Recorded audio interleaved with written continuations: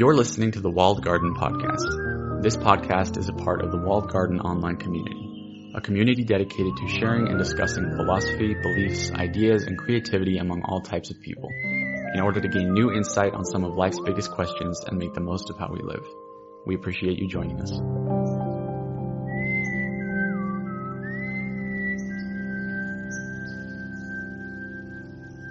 Hello and welcome to another episode of the Walled Garden Podcast.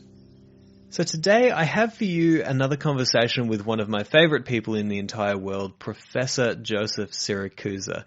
And one of the big topics of discussion going around the world at the moment is the prospect of a war with China. This is obviously something that's in the news headlines. There's a lot of sensationalism around it. What I wanted to do today with Professor Joseph Siracusa is really have a conversation about his perspective on this, because many of you will know that he's an expert on international diplomacy. You know, he's got a vast experience with these sorts of questions around war, politics, diplomacy, and including nuclear weapons. He's a world-renowned expert on nuclear weapons and nuclear history. And so he's just the kind of person who we want to talk to get a better perspective, apart from all of the sensationalism that goes on in the media.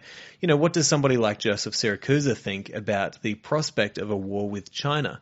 And so this is a really fascinating conversation, and I really just open it up to Joe, as I do usually, just to let him tell us what he thinks is necessary for us to know with this particular situation. So, if you've been interested lately in what the kind of political dynamics between China and America and Australia and I guess the rest of the world as well, then this is going to be an episode that gives you a lot to think about. Joseph really, he really packs on the wisdom and the information that he's learned over his life and gives us a different perspective. So the only thing that I want to mention before we jump into the episode is, if you haven't already done so, go and check out thewalledgarden.com. That's my new collaboration, obviously, with this podcast and with Sharon LaBelle, Kai Whiting, and Jacob Bush. And we've got some great stuff going on over there.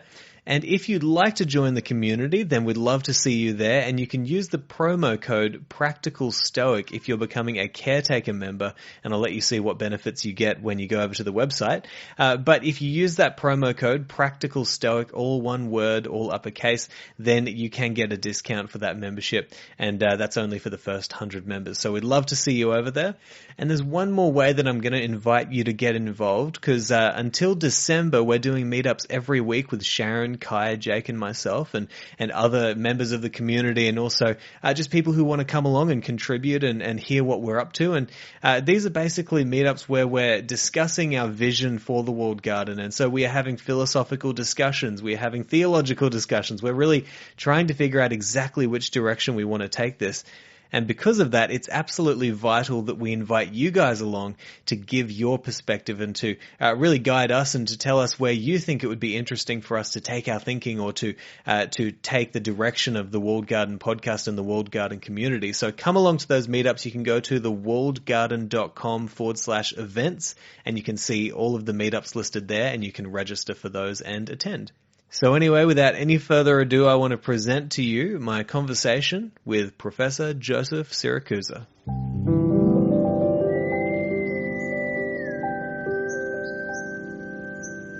Joe, it's obviously great to have you again. And I guess I'm not going to do much of an introduction here, other than to say that, obviously the topic that you want to cover today, and I'm being guided by where you think we should go in many ways. And so you've told me that you want to kind of cover this China, America, Australia relationship. And I guess obviously we're living in a time where these relationships are coming into question. And it seems to me, when I go and I kind of look online, I see what people are saying. There are a lot of people who would convince you that, or try to convince you that the relations aren't that strong and that there's potential of a war coming up and all sorts of things. And so I've kind of fallen into that rabbit hole many times, where I have tended to think that maybe the possibility of some kind of, World War III involving China is not necessarily out of the question. I kind of fall into Seneca's camp there, where he says, imagine everything that possibly could happen and act as if it probably will, and then you'll have a pretty good idea of the kind of horrors that might befall you in your life. But I guess I wanted to ask you. Sounds an awful lot like Murphy's Law, doesn't it? Yes, exactly. It's not a bad idea. Way ahead of its time. I guess I'll throw it over to you, Joe, and just tell me why do you think that this is an important conversation to be having at this time? Well, I think the world is preparing for war with China. In the United States, the only thing Democrats and Republicans can agree on is to prepare for war. I mean, it's socially acceptable to be on the same side of this kind of thing. And for the past 3 or 4 years, the United States has been preparing for war. That is, it's been looking what it has to do to contain the Chinese. And I think it's the overarching question about this coming war with China. And should there be a war? And is there something we've overlooked here?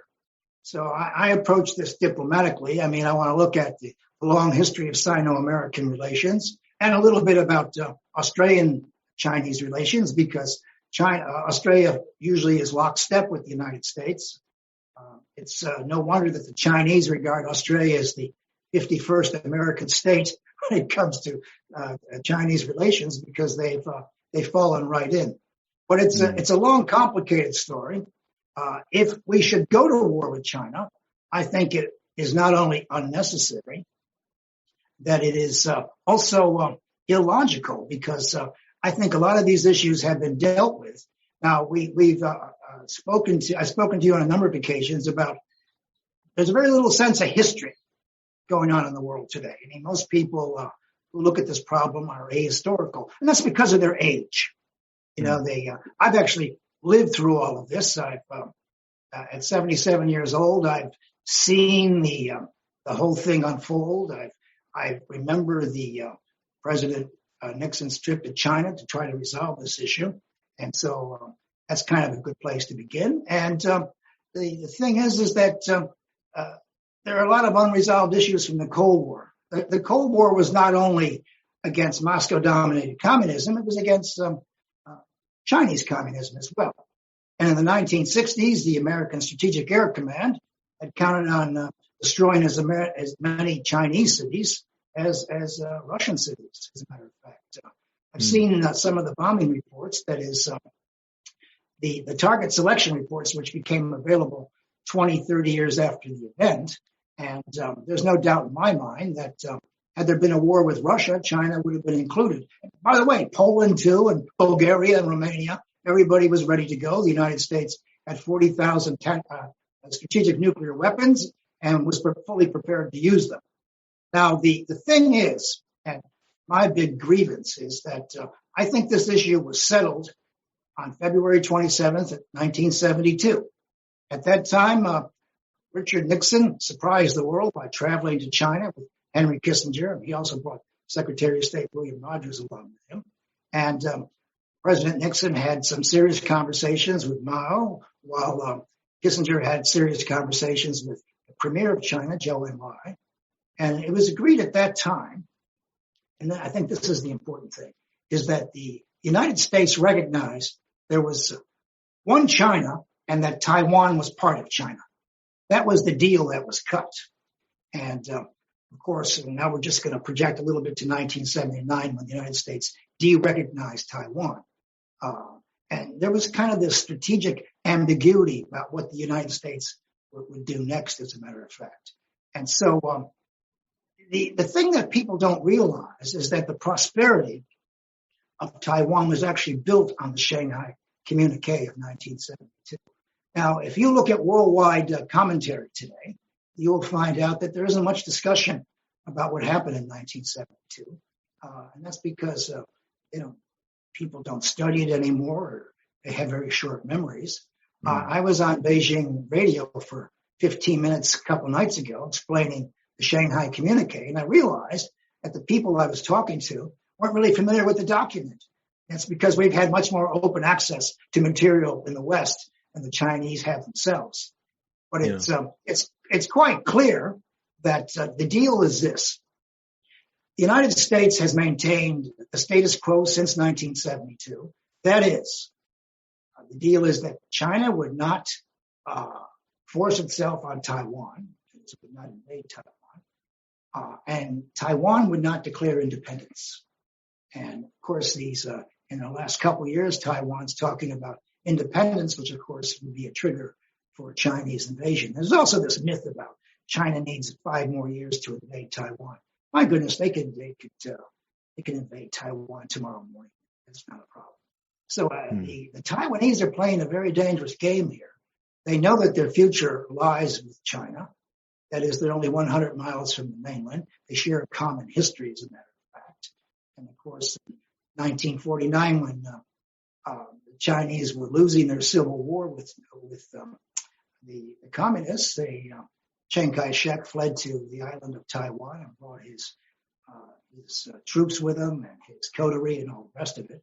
And so it gets a little confusing, but it's clear that the outlines are clear, that the United States had recognized that there was one China and that Taiwan was part of it. So it was always agreed. Now, if you look at the Shanghai Communique of 1979, it states very clearly that the Chinese are seeking a peaceful reunification.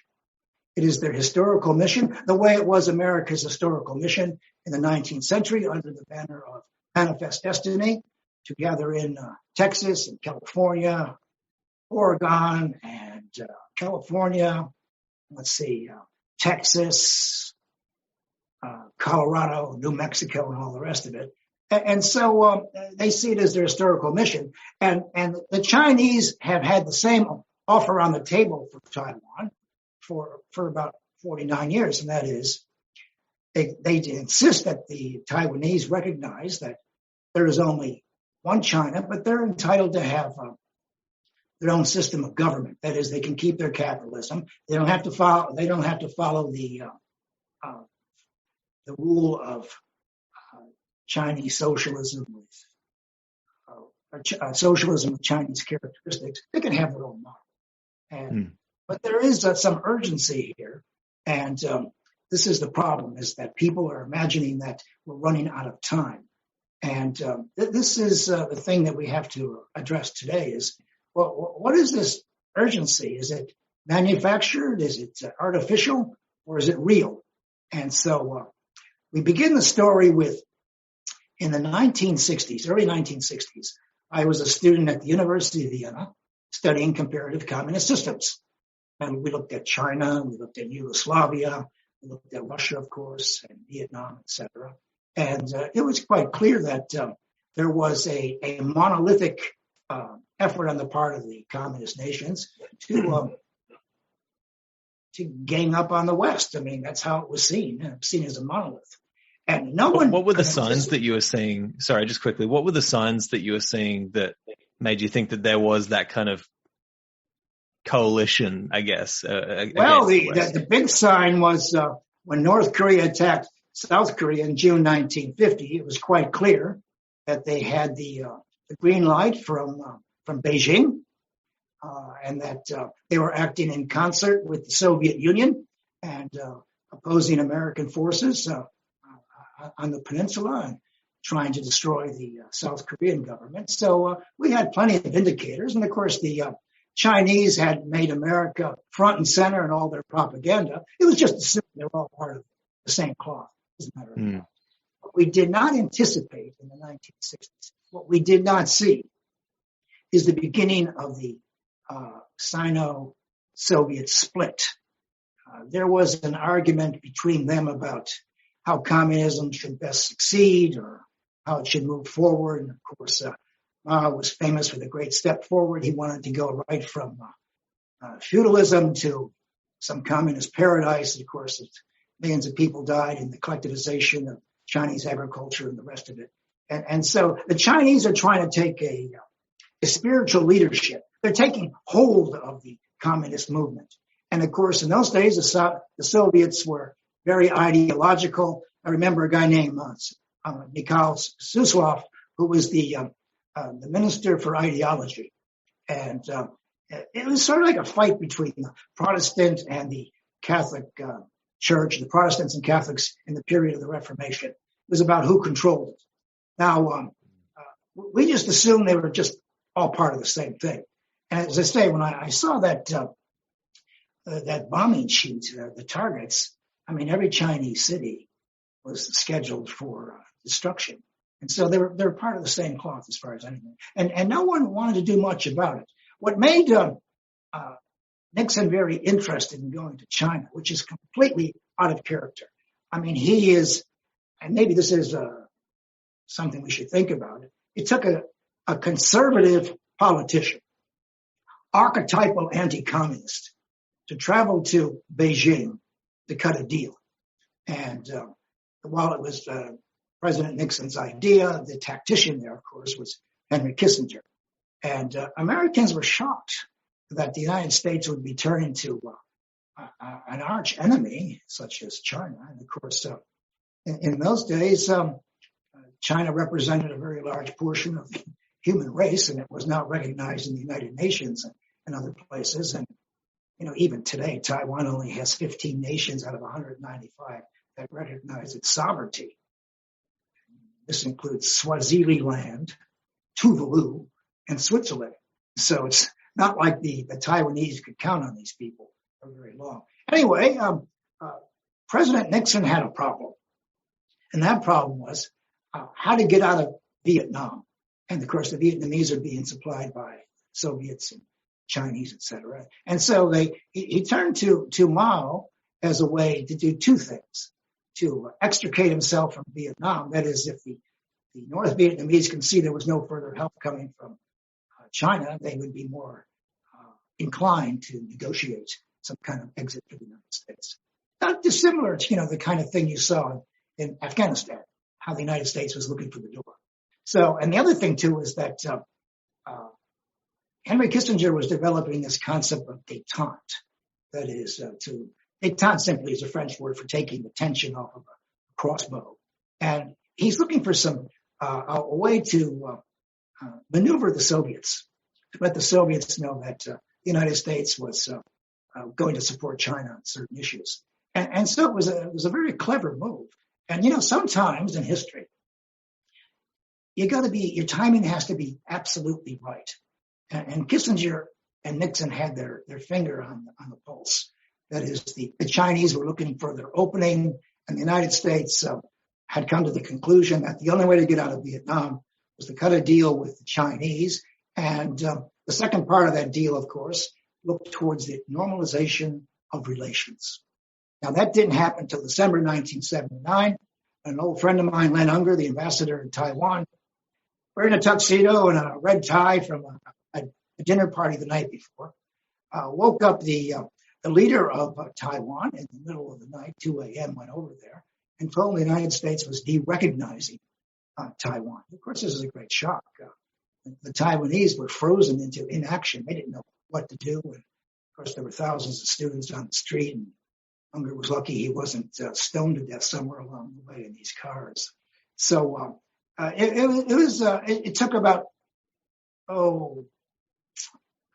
7 years to complete the normalization process, but it was seen as a sort of a realistic move. I mean, you can't ignore 1/4 of the human race in favor of a nation at that time, probably 15 million. Today, Taiwan is 25 million. China's 1.4 million. So that doesn't make any sense. This coincides at the same time with something else that's very interesting that's happened. In 1978, 90% of the Chinese people were living on $2 a day. Within 20 years, China would become one of the leading economies in the world, on the cusp of becoming the leading economy, and a great trading partner with many nations, the European Union, the United States, and Australia too, as a matter of fact. And so China became something you had to reckon with. Now, what to do with China, I mean, requires a great deal of preparation. You got to get people prepared for what's going to happen. And so there is a very clever political scientist at Harvard named Graham Allison, who decided that maybe the problem can be best explained to people by turning to antiquity. So what he did was he wrote a brilliant article in the Atlantic, which then became a book and then became part of a lecture tour, called the Thucydides Trap. And so he goes to Thucydides' great history of the Peloponnesian Wars, which is about 2,500 years old. I love it, when political scientists don't know much history, but they always sort of go fishing in antiquity to look for some way to explain things. And of course, the Peloponnesian War was all about the conflict between Athens and Sparta. And so Ellison argued, and it was an argument that was, Thucydides' trap was even uttered by President Xi in recent years, the first to recognize the concept, that when you have a rising power and a ruling power, they're often in conflict. And that is because the ruling power cannot tolerate a rising power. So what Ellison said was this, that in the last 500 years, there have been a number of occasions for the rising power and ruling power to go to war. And only, 16 times they went to war. 4 times they didn't go to war. And because they were able to accommodate the rise. And so he argued this way. And it's sort of a nice way to explain to people that what was happening is anchored in history too. People know that they're part of a long continuum of things. So how are we going to get out of this? Now, I think he kind of had it both ways. He got to suggest what was going on at the same time maintaining friendly relations with Beijing. He went over there a number of times to explain what he was talking about. So Thucydides' trap became sort of parlance. It's now used everywhere, as a matter of fact. And would the United States allow China to rise? Now, at this time, the Cold War is over in 1991 when the Soviet flag comes down on Kremlin. And we have to explain this to people. Now, the American military-industrial complex, God love them, they're not particularly evil. They just make a lot of money. And they'd gone from the war economy of the Second World War, which is permanent war economy, as a matter of fact, suggested by a number of other people, not me, and important books at that time. And the story is that we have to explain a new organizing principle. So a lot of young people who write policy for the State Department or for the Defense Department got this idea of treating China not only as a rising power, but as the recrudescence, that is the reemergence of great power competition. So the United States was no longer in a binary competition with the Soviet Union. And of course, the Cold War, towards the end of it, it was really nuclear arms race. That's what that was about. And the story goes like this, is that Gorbachev and Reagan decided to call the arms race off, both for different reasons. And that was the end of the Cold War. Of course, the collapse of the Soviet Union was not a result of the end of the Cold War. It was the unintended consequences of Gorbachev's reforms, glasnost and perestroika. And so the Soviet Union imploded. And a lot of people assume that, not a lot of people, a number of people in Washington assume that the end of the Soviet Union was the result of Americans outspending the Soviets, particularly investing in space, strategic defense initiative, war from outer space and that kind of thing. That's not true at all. We have to separate the two. And a lot of people make this mistake, including a lot of former Russians, former Cold Warriors, and including Vladimir Putin himself, in regards to the United States as causing the end of the Soviet Union, which isn't exactly true. The Soviet Union ended by itself. So we have this idea of rising powers. And what are we going to do about it? And so in Washington, the Defense Department today has a new unit called China. There's a great Chinese competition legislation that was passed to deal with the rising China. Of course, China's about 4,000 years old anyway. So it's not exactly like it didn't just appear out of the blue, as a matter of fact. So we get Washington gearing up for war, and everybody's sort of anti-Chinese there. And it's about not only about armaments, but it's about trade, it's about intellectual patents and all kinds of things. And so China has been identified as the enemy of the future. And as soon as you have an enemy, you have to gear up for it. And this is exactly what they've been doing. They've been preparing for war with China. The trouble is that what would be the flashpoint? And so we looked very carefully at what was happening in Hong Kong. And of course, the Chinese were coming down on Hong Kong because they were just a little too proud of their independence. And they wanted to suppress that student movement. They didn't want these students to become part of martyrs. You know, the Chinese are always looking at, of course, the Chinese are good communists. You know, communists are not particularly philosophical. They've been thinking the same way since communism was invented. You know, there is an enemy, and you go after the enemy when you have an opportunity. And the Chinese are always looking with the Soviets, correlation of forces. What is the right moment to move, et cetera, et cetera. So we get this concept all over the world, the rise of China. European Union takes the bait, starts to think about China. The United States is thinking a lot about China. And of course, Australia is starting to think about China too, about is it a threat. And see, this is a major misconception. We're not dealing with the rise of China or the Thucydides complex or trap here. What we're looking at is a failing communist party. And President Xi, who's been there for several years, has promised the peaceful resolution of Taiwan and Hong Kong. Well, with Hong Kong, he simply lost his patience with those people. And so now it's becoming harder and harder to resist the Chinese mainland.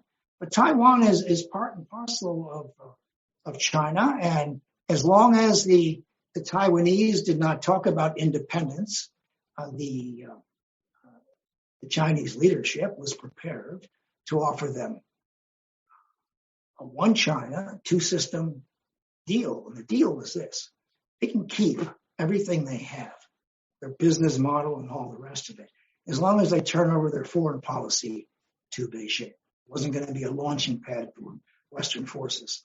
And in 1979, the United States pulled out of Taiwan, and Taiwan was sort of left adrift. But at the same time, it was left to prosper. And of course, it's a very prosperous place, and it's now more democratic than it was when Chiang Kai-shek was there, as a matter of fact. So they've been evolving in this direction. Now, the Chinese and the Taiwanese have very close familial relations, economic relations. You know, they all, you know, pray at the same altar so far as I could figure out. But the Taiwanese were fiercely independent. You could be fiercely independent without declaring independence. As I said on Beijing radio, what would the United States do if California declared its independence from the United States? There'd be American troops there in the morning. You can't have that kind of thing. And it would be very hard for the American Navy to defeat the Chinese waters. In fact, in every war game played out between the American Navy and the Chinese Navy, we'd lose a war in the defense of Taiwan, because they have all these, they're close. They're close to their ballistic missile systems. They're close to their Air Force. It would be very hard to refuel these American F-35s or whatever else was defending the Taiwan Strait. And Taiwan Strait is 100 miles, 122 kilometers. And so there isn't much there. So it's their neck of the woods. Now we have problems with the Chinese and the South China Sea, which I'll get into in a minute, which is probably more of a flashpoint than Taiwan. But today there is a presumption among many people in Australia, in the United States, and in Europe, that if Taiwan was under attack, the West would come to their aid. And nothing could be further from the truth. The United States has no intention of going to war with China over Taiwan. The other day, when President Biden talked about a conversation he had with President Xi. It was their first conversation in 7 months, as a matter of fact. Well, they both agreed to the Taiwan Agreement. And it's really odd because the world's press never picked up on that. You know, they assume that everyone knew what it was. Well, they actually don't know what it is. And the deal is that the United States would like China to refrain from a violent takeover of Taiwan. and they want the Taiwanese not to declare independence. And so I have this fear that the Taiwanese, we call this moral hazard in our business, might pick a fight with Beijing in order to get other people to support them. That is, to pull their chestnuts out for them later on. This isn't going to happen. But we have a great deal of misunderstanding, and particularly in Australia, where they're talking about a possible war with China over Taiwan. If you listen to some of these various stations or commercial stations in Australia, you would imagine that war is right around the corner. Australia, of course, is already buying F-35s. It's going to buy nuclear-powered submarines to serve as part of AUKUS, this Australian, UK, US contingent of nuclear submarines, which will prowl the Taiwan Strait and that kind of thing. And so Australia is sort of made itself an enemy of China more than it has to. And there is very little understanding in Australia of the Shanghai Communique. I have not seen it mentioned once in any commentary in Australia by the think tanks. And I don't want to be cruel, but I don't think they think very much about what's good, about history, as a matter of fact. They just don't. And of course, it's easy for people to talk about a coming war with China because it's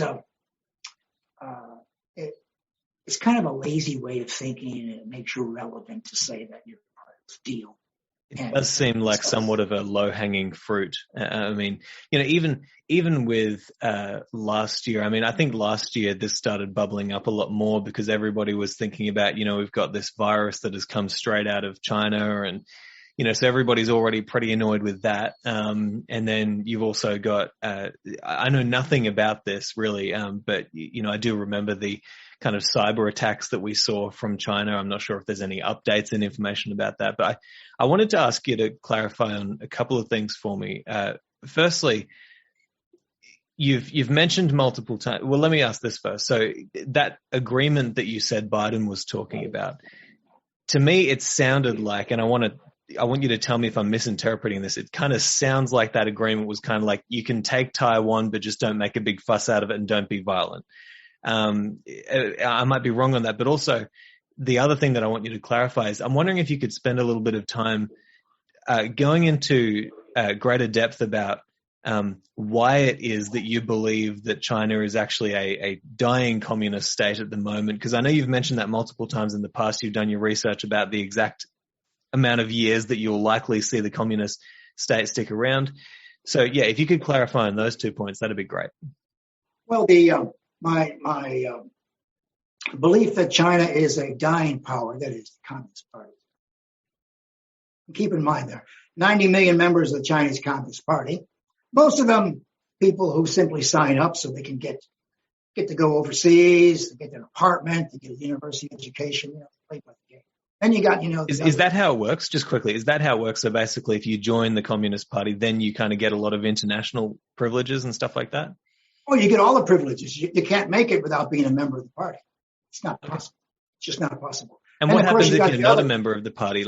And who would not become, who is not a member of the party?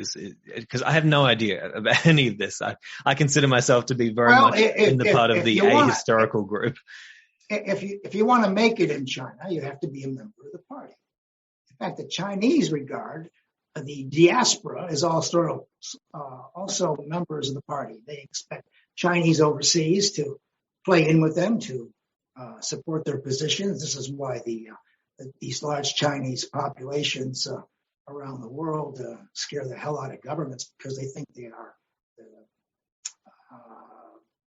sort of sleepers for the Chinese government. Anyway, I learned in Vienna studying communism that communism, most communist systems only last for about 5 generations.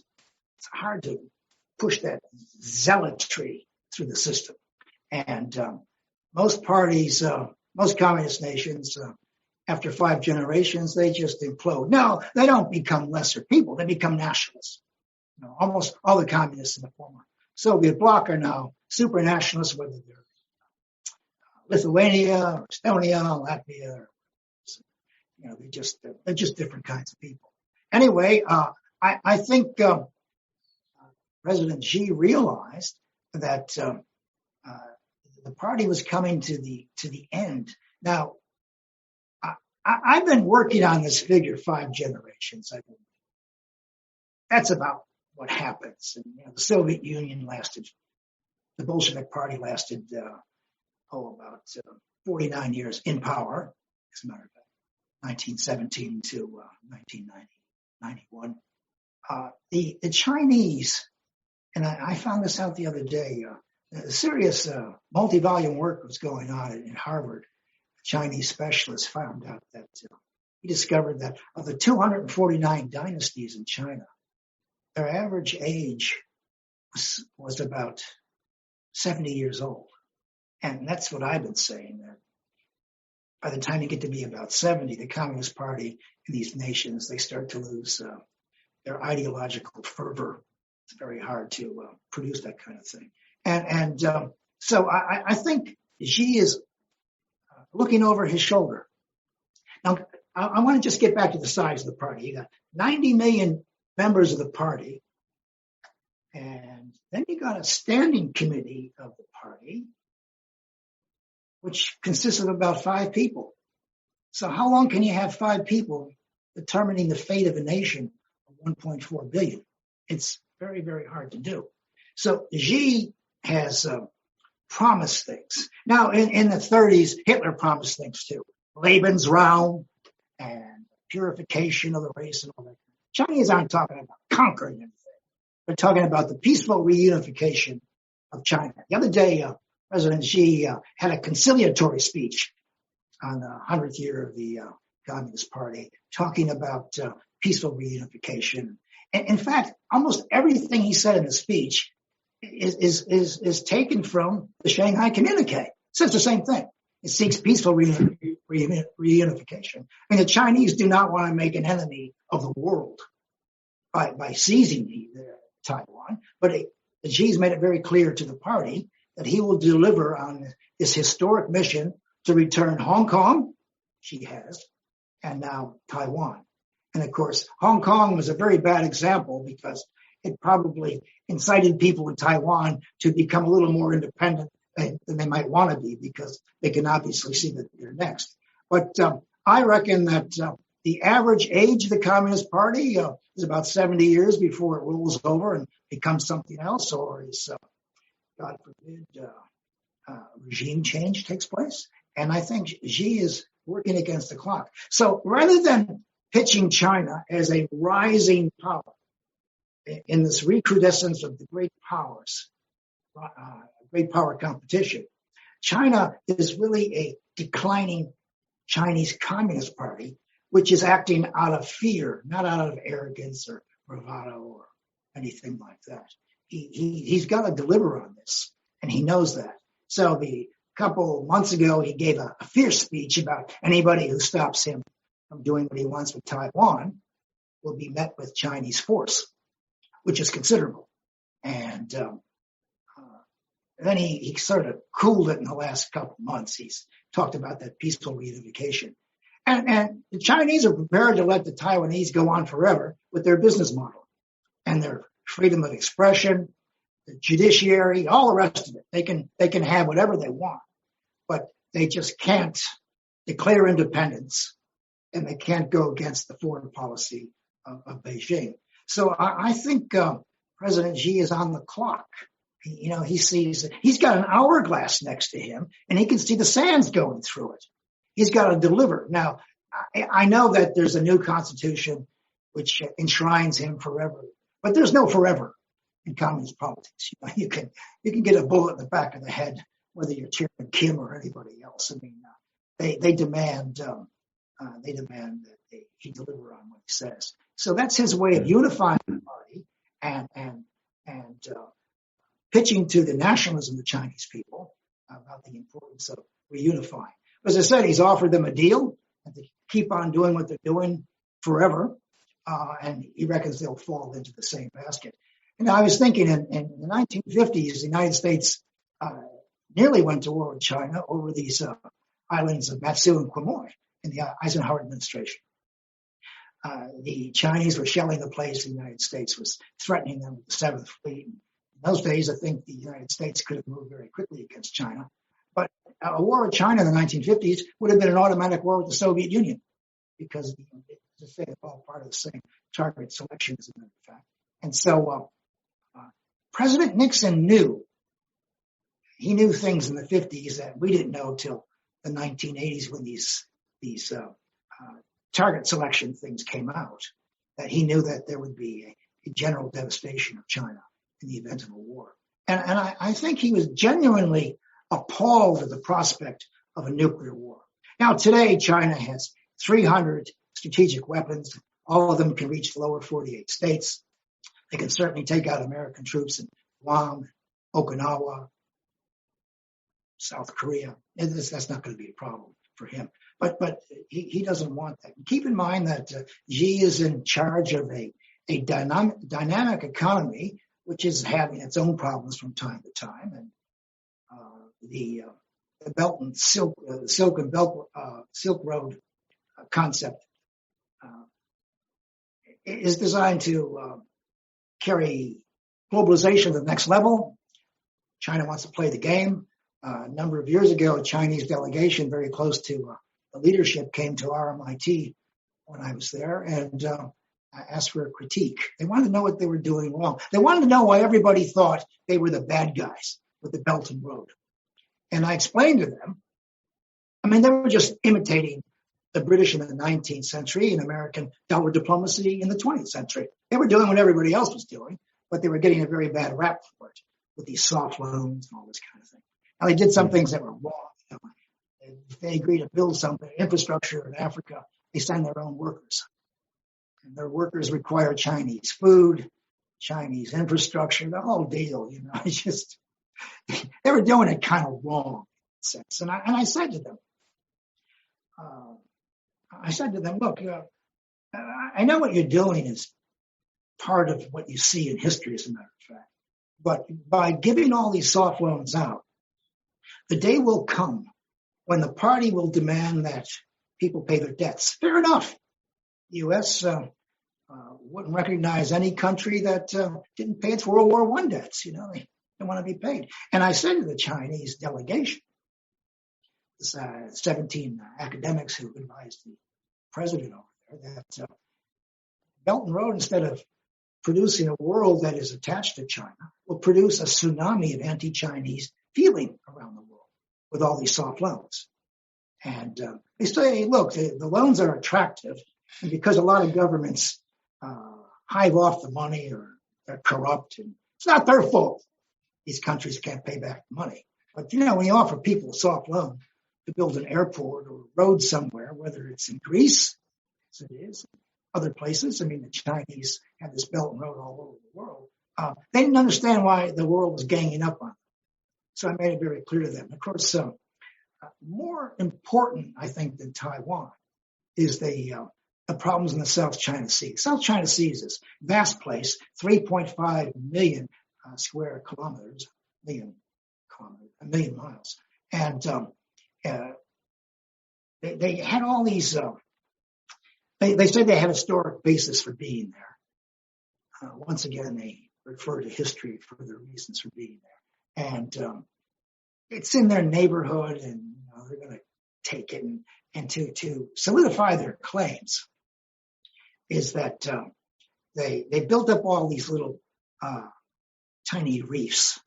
And if you build up a reef and you call it Chinese territory, then you own 12 nautical miles of the coastline, okay?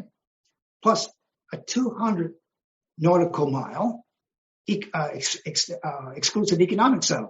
So what they did is they created all these islands where there were no islands, and they created all these concentric circles in the South China Sea, and they're having disputes with Brunei and Malaysia and Philippines and Vietnam and others. And in fact, the Philippines took them to the International Court. The International Court said there's no basis for the Chinese claims to the South China Sea.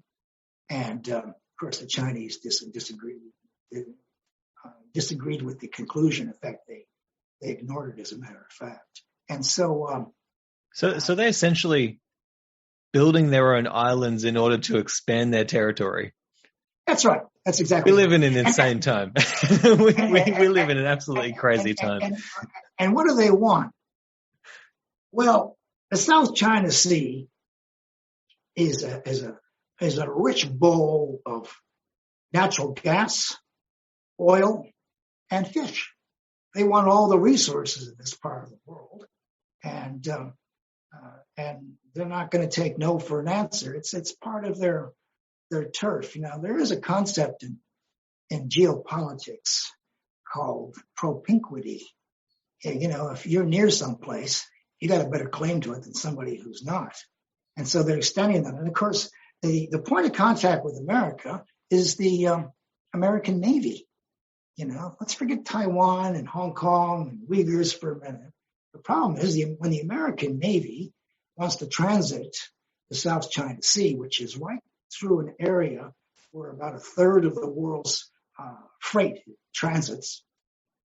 If it's international waters, the American Navy demands passage, freedom of navigation.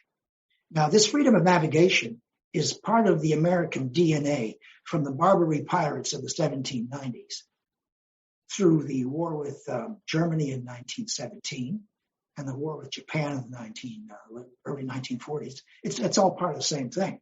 And so I had the privilege of being at a debriefing of Admiral Harry Harris, who told us that he told the Chinese if they permit the American Navy to travel in these zones, these freedom of navigation zones, not only will there not be a conflict, but the Chinese can use this same terminology to travel the rest of the world, because they're traveling the international freedom of zone, or what they call sea lanes of commerce, and SLOCs, as they call them. And so there was that point of conflict. And the Chinese have warned off American ships in areas where American ships have every right to be. Now, I told the delegation, I said, look, as far as the South China Sea is concerned, I said, I know you're going to take the oil and the gas and the fish, and you're going to do whatever you want to do. But I said, when the American Navy wants to transit the free oceans of the world, I said, you got to make room for them, okay? And then this guy says to me, I was just kidding, a simple critique of what they were doing wrong. This guy jumps on me. Instead of thanking me for my 2 hours, he jumped all over me and said I was trying to humiliate the Chinese. I said, look, that's the story they use about the opium wars and how the West humiliated them. I said, that's the story you tell the children at night, okay? I said, the Navy is a different story. The American Navy is more important than Taiwan or Hong Kong or whatever the Chinese do to their own people, okay? And I made that very, very clear. Now, the interesting thing here, and almost never discussed in Australia, is a number of years ago, the PLA, that is the main body of the fighting force in China, turned over the main budget to the Navy, PLA Navy. And their task was, one task was to take on the American Navy. And of course, the American Navy is the backbone of the American military because it is able to project power on aircraft carriers, these Virginia-class submarines, and the former Ohio-class submarines carry 200 nuclear missiles, whatever it is. I said, you don't want to fool around with these guys. In fact, it was the presence of one of these groupings that caused Chairman Kim to think very carefully about what he was doing, as a matter of fact. And so, about 5 years ago, the Chinese turn over all this money to the Navy, and they tell them to take on the American Navy. And this is exactly where history comes in. In the 1930s, the Japanese Navy was given the bulk of the budget to take on the American Navy. Now, the Japanese Navy had a number of people who knew America, had gone to Harvard and places like that. They knew they couldn't take on the American Navy permanently. They couldn't destroy them permanently. And they had taken on a mission that they knew they could not win. And I had a student, very brilliant student, an Australian student, who went to Japan for 10 years, and he wrote an important book about Admiral Nomura, who was in charge of the Japanese Navy. And he tried to figure out how a guy like Nomura, who knew they couldn't win. In fact, he said after Pearl Harbor, the giant has awakened. He knew they couldn't beat the Navy. So why did they take the money? And they took the money because they had to save face. They couldn't turn the money down. This is a bureaucratic problem. If someone gives you all this money to do something and you can't do it, you can't do it in your bones, but you take on the task. It's a suicide task. And so the PLA Navy is trying very, very hard to take on the American Navy. Now they have one aircraft carrier, it looks like an aircraft carrier, and America has 13 aircraft carriers. And they have all these submarines which could do the job too. And they know this. And I was told by one of these guys that he actually said to my face, he said, look, we can take care of the American Navy. We can sink an aircraft carrier. We have missiles to do that. And he said, if we sink a few aircraft carriers, the Americans will quit. And I said, nothing could, I said to this guy, I said, that's the damnedest, it's the stupidest thing I've ever heard of. I said, if you sink an aircraft carrier with 5,000 men and women on board, I said, every major Chinese city will be destroyed in 72 hours. I said, don't you get that? Americans are very sensitive about American blood being spilt. They are less sensitive about Afghan blood or South Vietnamese blood or something like that. But as soon as you start killing Americans, you get this gigantic response. So I said, and the fact that they're doing the same thing that the Japanese Navy could not deliver on struck me as very odd, because the Chinese are very sensitive to history. When the Soviet Union collapsed, the Chinese spent billions of dollars trying to figure out what happened to them. I mean, when the Soviet flag came down, it came down with its armies intact, its strategic command was intact. It had 40,000 nuclear warheads. I mean, the Chinese could not understand what had happened to Moscow-dominated communism. And they certainly didn't want to go that way. They were trying to learn the lessons. And so all the Chinese I've talked to over the last 10 years tell me, well, the Soviets collapsed because of corruption and bureaucracy. Well, that's the story they tell themselves anyway. So they wanted to avoid, Chinese are determined to avoid what happened to the Soviet Union. So in this sense, when people say to you, you've heard this, that are we in a new Cold War with China? The truth of the matter is, we're in the same Cold War with China. There was no collapse of China. In fact, there was a rise of the Chinese economically. So it's the wrong kind of parallel, as a matter of fact. But the point is that the Chinese, the possibility of conflict with the Chinese, that is, if some overzealous commander of a Chinese vessel sinks an American warship, which is an extension of the flag, or an Australian warship, you're at war. That's what that means. You're literally at war with them. So they're going to have to think very, very carefully about that. And so the possibility of conflict with China is very high in the South China Sea because of points of conflict. And that is through miscalculation or misunderstanding or some overzealous guy down the chain, who sinks an American ship. So there's always that kind of thing. And so compared to Taiwan, it's the South China Sea that brings us closer to conflict. Now, one of the strings in my bow is nuclear weapons. There are about 14,000 nuclear weapons today, strategic ones, distributed across 9 countries. The Soviets and Americans have the most, over 6,000 each. And so I worry more about Vladimir Putin doing something stupid than the Chinese. Chinese do not want war. What they want is the fruits of war. They want to be able to pursue their historic mission in Taiwan.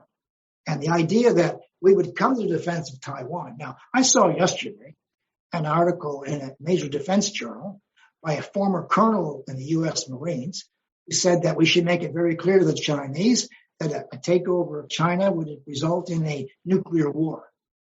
So that should be the deterrent. But the Chinese are not going to be deterred because they know that diplomatically this has been resolved. See, they can't understand what this is about. We've already agreed to these things. And now that we're pretending that they don't exist, I mean, they know it in the inner circles of the American government. All the other governments should know what's going on here. So they're a little confused that we've changed the game. And as some famous admiral said in the 1930s, when the Japanese Navy became very aggressive, he says, well, you know, the Americans taught the world poker, and now they want to play contract bridge. And it's a different game, you know. It's the same game, as a matter of fact. So it's about power and struggle for power. But we got several things going on. We have China that is expanding economically. It's a force to be reckoned with, as a matter of fact. And it can be a force for good because they do a lot of sensible things. You know, they want to take a lead in climate change. Right now, there's a conference going on right now in China on biodiversity, which is the second string to the collapse of the climate change collapse, et cetera. So they want to play a serious game. At the same time, they don't want to be pushed around on something that they think is theirs. So we have to be very, very careful. We have to calibrate this thing. Now, we also have to, in the West, that is in Australia and the West, is we have to manage expectations about how this turns out. So the Chinese do not want to be forced to invade Taiwan. They don't want to do that. They want peaceful reunification. That's what they're looking for. But if they're pushed, they've made it very clear which direction they're going to push in. And so there is some think tanks in America saying right now, well, while the defense of Taiwan is ambivalent or strategic ambiguity, we should build up forces in that part of the world that acts as a deterrent to an invasion. That is, that's where we should deter them from invading, not built around the defense of Taiwan. And I mean it very seriously. I said on Beijing radio, I said, if the Taiwanese pick a fight with China expecting the world to come behind them, that is to save them, this is that moral hazard concept. I said, they're making a terrible mistake because it's not going to happen. Now Taiwan has had visitors in recent weeks, a delegation of former senators from the French Parliament, and even Tony Abbott showed up the other day talking about this kind of thing. And of course, the president of Taiwan is saying that there are a number of nations now who are prepared to support us. Well, that's not true. In fact, it's not only untrue, it's unhelpful because we should be backing off and reminding the Taiwanese that their prosperity over the past 49 years actually depends on maintaining the Shanghai Communique. So when I see Australians banging the war drums about China, not only is this disingenuous, but it actually encourages the Taiwanese to pick a fight that we can't win. So in a sense, by claiming to go to war in defense of Taiwan, we're actually encouraging the very war we're trying to avoid because it'll put the Chinese in a position where they have no room to maneuver. Now, there are only two ways you can solve a problem in the modern world. Nuclear weapons or diplomacy. And diplomacy is a moderation of relations between the great powers. I mean, you've got to use diplomacy here. Now, a few nuclear weapons would do incalculable damage to the earth. I mean, there's no doubt about it. We know that. And my great fear, and I've been teaching and writing about nuclear weapons for 48 years, is that somewhere, someplace, somebody's going to roll the dice. They're going to say, well, we can do certain things, or we can make smaller nuclear warheads that won't have as much fallout, for example. And while we have about 14,000 nuclear weapons, strategic weapons, measured in hundreds of thousands of tons of TNT or megatons, millions of tons of TNT. The world is filled with tactical nuclear weapons, which we don't count. We never counted them. No one's figured out how to rein these things in. So the story is that the Chinese in the conflict with the United States would initially win something. That is, they'd line the Taiwan Strait with American ships at the bottom of the ocean. And they would threaten to use tactical nuclear warheads against American troops in Okinawa or in South Korea or Guam. And they might even use one or two small nuclear warheads to warn us off. And the thinking in the Pentagon, and I think this is nuts. I've actually confronted the guy who formulated this policy at a security conference in Vilnius 18 months ago. The theory is that they think the Chinese and even the Russians would use small nuclear warheads to signal de-escalation. Now, Simon, I grew up on the south side of Chicago. If someone takes a punch at you, the second punch is going to kill you. It's not going to de-escalate. Once you start using these things, once you cross that nuclear threshold, no one knows how it's going to work out, but they will use them, okay? So my great fear is that somebody, someplace, whether it's the Indians or the Pakistanis or the North Koreans or the North Koreans, decides to use a nuclear weapon, they just might roll the dice, say we can get away with this. Well, actually, we can't get away with this. Now, in recent weeks, as you know, the United States, Britain, and Australia have designed a combined fleet of underwater submarines, nuclear-powered submarines. Now, the Chinese will never assume that an Australian nuclear-powered submarine isn't carrying nuclear weapons, okay? If it's got a missile or torpedo, they're going to assume it's nuclear armed. That's the way it is, like the INF Treaty. The reason it worked is because the Soviets made it very clear that they don't believe Americans would put conventional warheads in there, and the Americans, the same thing with the Soviets. If there's a warhead, they just count it as a nuclear warhead. Now, what has aggravated the Chinese in recent weeks is this decision for Australia to develop this nuclear capability. Means that they'll be able to go further afield from Australia to prowl in waters close to Chinese territory, etc. And of course, there is a theory in America propagated by, I think, a former assistant secretary in the Obama administration, that a combined fleet of underwater submarines, nuclear submarines, could take out the Chinese Navy in 72 hours. So the Chinese know that Australia now is part of this effort to wipe the Chinese Navy out. And they know that. And it's interesting. Australia's gone from a doormat, country that can't get China to answer the phone or take back their policies on barley or whatever it is, wheat and wine, to now being part of this fleet that will imperil Chinese territorial integrity and sovereignty. So Australia is now playing this kind of outsized role. And of course, Australia is already interoperable with the American forces. It's only a matter of time before there are more American troops in Australia, and a matter of time before F-35s are here, or there's a military capability here that can be launched against the Chinese, etc. So the Chinese are taking a very dim view of Australia, as a matter of fact. And Australia's buying F-35s down the road. They're going to buy these nuclear subs down the road. They'll lease them at first so they can learn how to use them, or they might be just interoperational with American and British crews. For a war, they're planning 10, 15, 20 years down the road.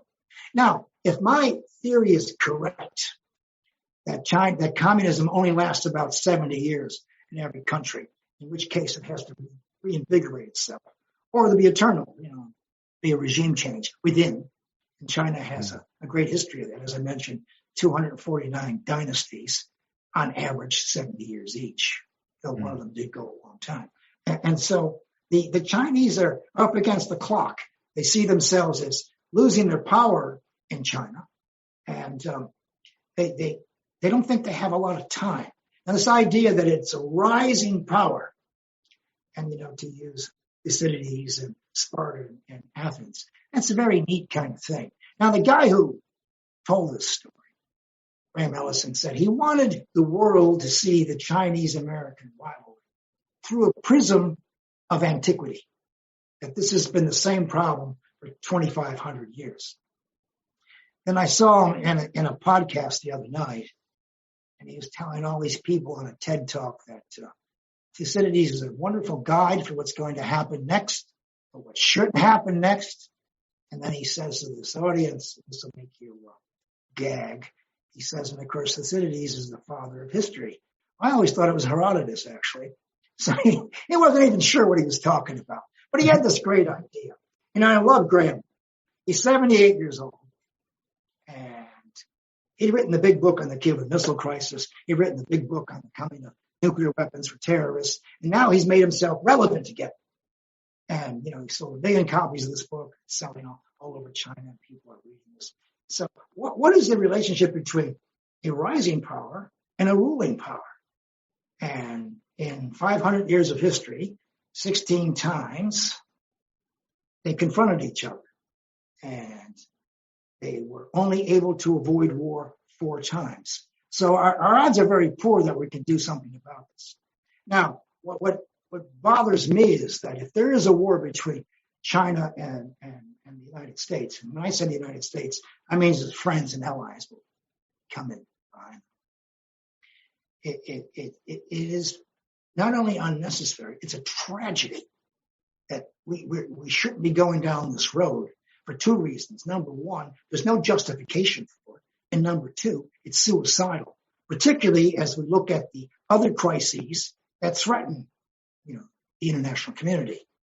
COVID, climate change, and biodiversity, all of which can wipe us out. So we're going to need some cooperation. And if the United States is ever going to defang North Korea, it's going to require Chinese assistance. Chinese have made it very clear to the Americans that if the North Koreans fire on America, America can do what it wants. But if America fires preemptively on North Korea, they're going to be at war with China in the morning. It's very clear about that. And they're serious because in September 1950, Chinese sent a couple million volunteers into Korea to fight with the North Koreans. So they don't want Americans or South Koreans on their borders. North Korea is bad enough, as a matter of fact. So we've got all the other problems to consider. But right now, when I see this incredible momentum towards war, and it's the big issue. The other big issue, of course, is you do have a rise of economic China, which is run by not a corrupt party, but a dying party. And I'm much more worried about a group of people who think their days are numbered because they have very little room to maneuver. And this is what we don't take into account. So when we talk about a rising China, I'm thinking we're talking about a failing party which is promising its people to reinvigorate it, economic reforms and what they call common prosperity, and reunification with Taiwan. As I say, they're prepared to let Taiwan stay there for the next 200 years with their business model and all the rest of it. But the Taiwanese push it. So we have an obligation as analysts, commentators, and citizens of the world to explain to people that this war has been settled in 1972. There is no war. There is one China, and Taiwan is part of China, and the United States signed up to that. And I think Nixon, despite his problems with Watergate, I think he was visionary. He understood in the 1950s when he was General Eisenhower's vice president how many Chinese cities would be destroyed. He understood that. And he was repulsed by the thought of nuclear Armageddon. He was, you do it in the last resort, but you don't threaten this kind of thing. It's just too dangerous and too reckless, as a matter of fact. So he had this great vision of taking Taiwan off the table forever. And he did it. And he did it at great personal cost to himself. I mean, he's an arch anti-communist with wonderful credentials, and he travels. You know, we have the quintessential anti-communist sitting down with Mao and Zhou Enlai, talking about resolving the issues of the day. I mean, this is extraordinary leadership. But today we don't have anything like that. Biden's not going anywhere. People around him aren't going anywhere. Not because they don't want to. They're just a little short of ideas about what to do. And they've lost their credibility over Afghanistan, as a matter of fact. And the Chinese are very angry about the nuclear deal because it looks like they're trying to stack the deck against them, as a matter of fact. So the Chinese are, they see the sand going through the clock. And they realize they don't have much time to preserve themselves. Now, Xi is doing a lot of other interesting things. You know, he's coming down hard on corruption in China. He's coming down on monopolies.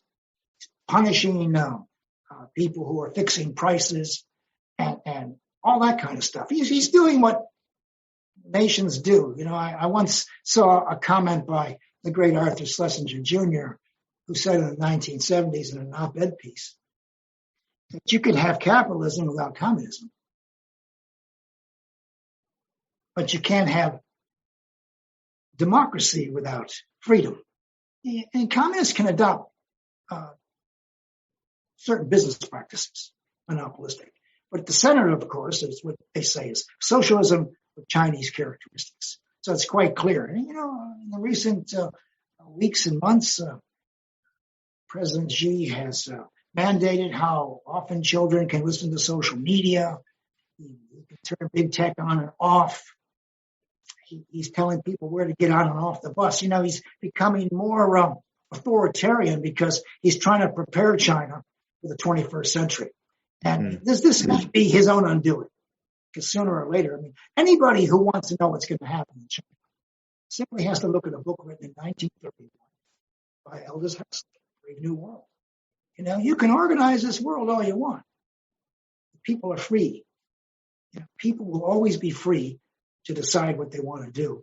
And even if they're going to lose, they would rather have that one, you know, moment of freedom as they go down the tubes. And so he's trying to order Chinese society. I think he's got an impossible task. And we should be kind of hanging back on this and acting like a great power, former superpower. I've never liked that word superpower. This is a phrase coined by a guy named Bill Fox at Columbia, 1949, 1950, a little book, where he referred to Britain, United States, Britain, and Soviet Union as superpowers. I don't know why he included Britain in that. And, you know, as a superpower, the United States wasn't able to do what?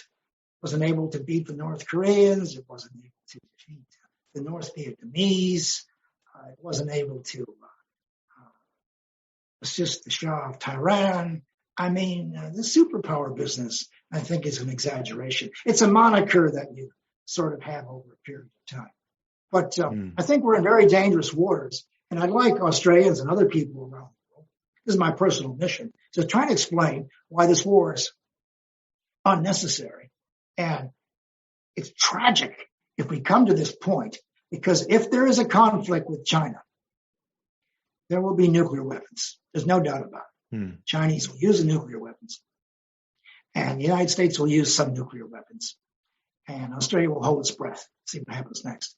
And this is going to create incalculable problems in the universe. Carl Sagan in the 1980s wrote these wonderful pieces and lectured extensively about nuclear winter, where these nuclear weapons block out the sun, agriculture dies, ice age comes in, and all the rest of it. It's not hard to see how nuclear weapons can change things. But this doesn't mean people won't use them, but we got to give people less incentive to use them. And the one thing we cannot do is paint the Chinese into a corner.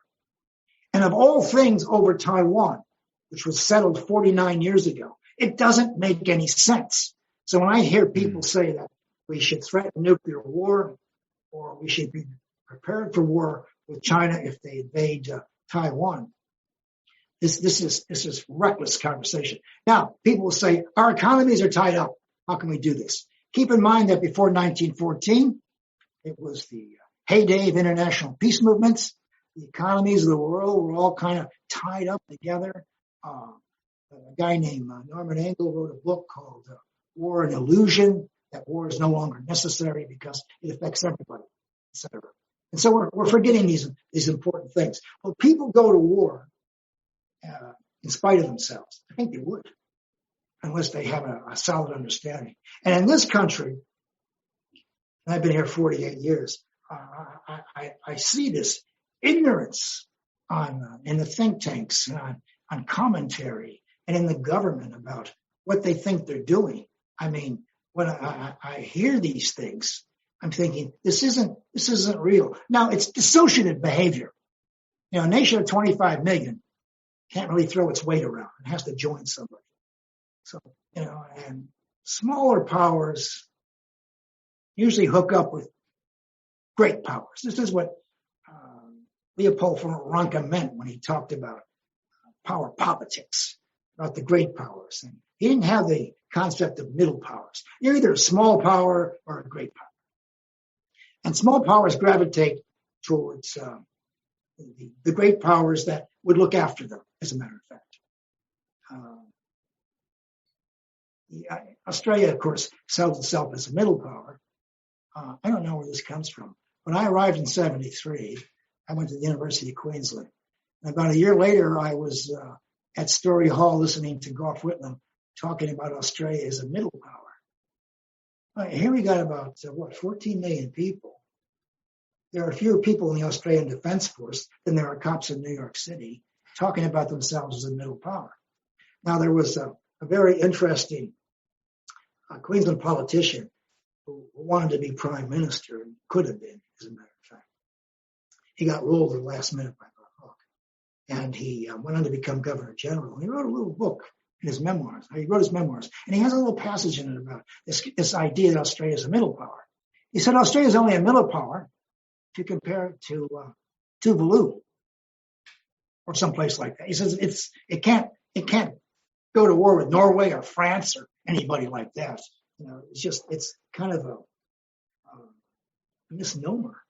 But, you know, Australia, goes along with 30,000 men and women are prepared to fight tomorrow. Australia has 59 ships. I don't know how many of them are on station at one time. A 12,500-mile coastline, the distance from London to Sydney via Suez. How could 56 ships protect Australia's coastline? Not impossible. It's not possible. It's just not possible. So in a way, Australia has joined up. I hate to use this expression, 51st state, but Australia is all in with the United States on this. It's all in. It's military, it's intelligence community, and it's politicians. They're all in. And when Australia decided to buy these nuclear submarines, these nuclear-powered subs, I was astounded at the silence of the Labour Party. Normally, they would jump all over something like this. Penny Wong tried to get out of the conversation as soon as possible. Albanese said, yeah, it's okay as long as we don't have a nuclear industry. Well, so you're going to buy a nuclear-powered submarine, and the Americans are going to deliver the nuclear fusion box that goes in the submarine. So it's like, asking to replace your dead battery with some company that comes along. It really isn't going to work that way. But Australia is now part of the Australian, U.S., UK solid front. And that's what bothered President Macron so much, is that he has his own policy for this part of the world. He, too, is opposed to Chinese aggression. But he sees himself now as the leader of Europe. I mean, France is the only European power with nuclear capacity. They don't trust the British. After Brexit, NATO doesn't trust British. The European Union doesn't trust the British. I mean, if the Brits can get rid of Europe that easily, then why should they come to the party if NATO decides to go to war against China one day? So they don't trust Britain, as a matter of fact. And so Macron has his own policy. He was about to launch his own EU concept of Indochina, freedom of navigation. I think they sent them one aircraft carrier there. And this deal comes along. And he says they were knifed in the back. Well, they were knifed in the back. You don't treat a major European power this way. And Australia they didn't want it. And they didn't tell the French they didn't want it. They just walked into the room with Boris Johnson and Joe Biden and announced to the French the deal's off. Now look, $60 billion is a drop in the bucket to France. But it destroyed Macron's confidence in the United States, has no confidence in Britain anyway, got him very angry with Australia for tying up in this kind of thing. So you can see we have all these permutations, layers, and, in many ways, we've returned to the 1914 era of great powers with lots of variations going on down below, and where people don't trust each other. And so I think the expression is often used about sleepwalking into war. I don't think Australians realize the damage they have done in this way. And of course, they're not going to have these ships for what, 10, 15 years it takes. And they will get them sooner or later. But they've declared their hand. Australia's all in with the United States. And the United States hasn't told anybody a secret yet. And that is, no one in the United States is going to go to war with China over Taiwan. Nobody in Peoria, Illinois is going to go to war with the United States over Taiwan. Nobody in the United Nations is going to go to war with a nation that's not in the United Nations. It has a special kind of sovereignty. So if nobody's going to go to war with Taiwan, why are we threatening? Why are the Chinese threatened with war over Taiwan? That's because the Taiwanese are pushing the independence movement, leaving the Chinese very little opportunity here. And of course, if you paint somebody in a corner and you cause them to lose face, they're gonna go crazy on you. And so, in many ways, the Taiwanese are calling this forth. They say that the Chinese will be ready in 5 years to invade. They can invade tomorrow. That's not a problem. What they're trying to do is line up some help between now and then. I'll tell you a funny story. Can I just jump in here? Because sure. It seems to me like what you're really worried about, and correct me if I'm wrong, is that, we're all talking about this coming war with China, and so the news is going to start talking about it. The politicians are going to be listening to the news. They're going to get that in their head. Everybody's going to keep on talking about it until eventually the hive just gets more and more close to this idea that we're going to have a war with China. And then are you afraid that then turns into a misstep on our end where we maybe do something with a little bit too much gumption that crosses the line and makes them bite back? Is that essentially what you're worried about? Yeah, that's what I'm saying. There's a concept mentioned by a guy in a 1921 paper. This guy named Thomas. He was an educational psychologist. And he wrote a line which has been used by political scientists ever since. He says, when you perceive a situation as real or not, the consequences are real. So when you perceive a situation as real or not, the consequences are real. So what Australia has done is bought into an unreal situation. When it starts to imagine that this is reality, whether it's reality or not, Australia is going to cop it at the end of it. Now, this is not an argument for Australia being neutral or anything.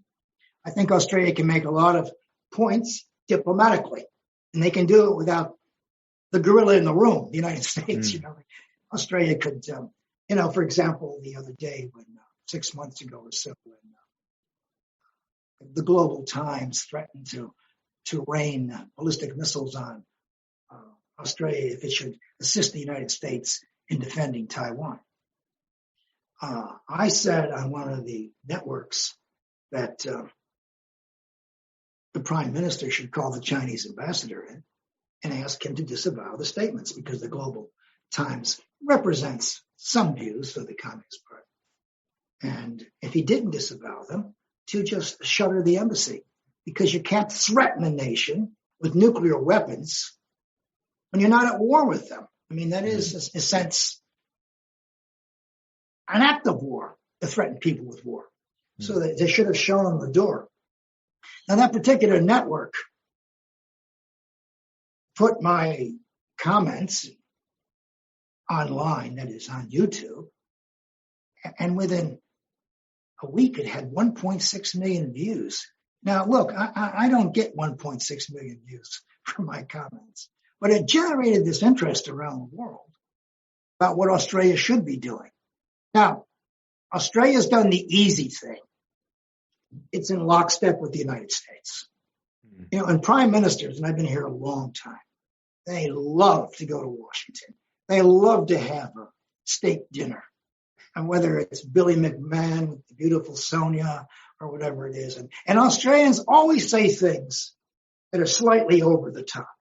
When Menzies gave a speech in Congress in the 1950s, he said, except through the jaundiced eyes of the law, Australia and Americans are the same, and that we will be with you through thick and thin. Then you get Harold Holt getting drunk at the White House, saying to LBJ, wherever you go, all the way with LBJ. And then the guy who replaced him, John Gordon, who's a very sensible guy. He also gets drunk in the White House. And he says, wherever you go, we'll go waltzing Matilda with you. I mean, who writes this? I mean, this is extraordinary. You know, and you know, all the governments have been the same. Now, the Labour Party rediscovered the ANZUS Treaty in the 1980s. It was always opposed to certain aspects of it. And in the 1980s, the early 1980s, there was a story going around, big story, picked up by the ABC and others, that because the United States was an ally of Ronald Reagan's, that Australia was a nuclear target. Australia had made itself a nuclear target. And I was at, you know, various meetings with trade unions and others who wanted out of the ANZUS Treaty and this kind of thing. And they pointed out that the ANZUS Treaty isn't really an ironclad document. Though President Truman made it very clear it had the same cachet as NATO. I saw that in the Truman papers. And so the story was, in the 80s, that Australia had become a nuclear target because of its over-enthusiastic association with the United States. And it was the big topic. And I even wrote a very mischievous op-ed piece saying that the ANZUS Treaty didn't cover the Indian Ocean. So while I'm at the University of Queensland, somebody said, turn on the radio, and Andrew Peacock, who is in Parliament, saying that the ANZUS Treaty covers both the Indian and Pacific Oceans, etc. And that he mentions my name, though he mispronounced it. I was just doing that to have a little bit of fun to see if anybody was awake. Now, at this time, there is a very senior Soviet minister visiting Australia. So he winds up on the ABC, 7:30 or something. So I think it was Carlton says to him, he wanted to put him on the spot. He said, is Australia a nuclear target because of our association with the United States? And the Soviet, I think he was a general. I'll never forget the look on his face.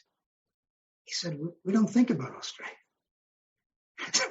Took all the air on his story and disappeared. And it was reinvigorated, by the way, on the war on terror, when people argued, again, the trade unionists and others argued, that because of Australia's support of America's war on terror, Australia has made itself a terrorist target. It's the same rhetoric. They just changed the nouns a little bit. So it's the same story. Well, I'll tell you this. There's no ambiguity about where Australia stands with America on the China issue. The only trouble is they don't really know where America stands on the China issue. When President Biden said, I talked to Xi and we agreed to the Taiwan agreement. Well, the agreement is that China will not forcibly take over Taiwan in exchange for a promise from the Taiwanese not to declare independence. That's the agreement. But he didn't elaborate on it for some reason. And the Australian press didn't raise any questions about it. And as I say, the foundation of this decision is the Shanghai Communique of February 27th, 1972. Anybody can see it online. In fact, the language in it is beautiful. It's really kind of really well crafted.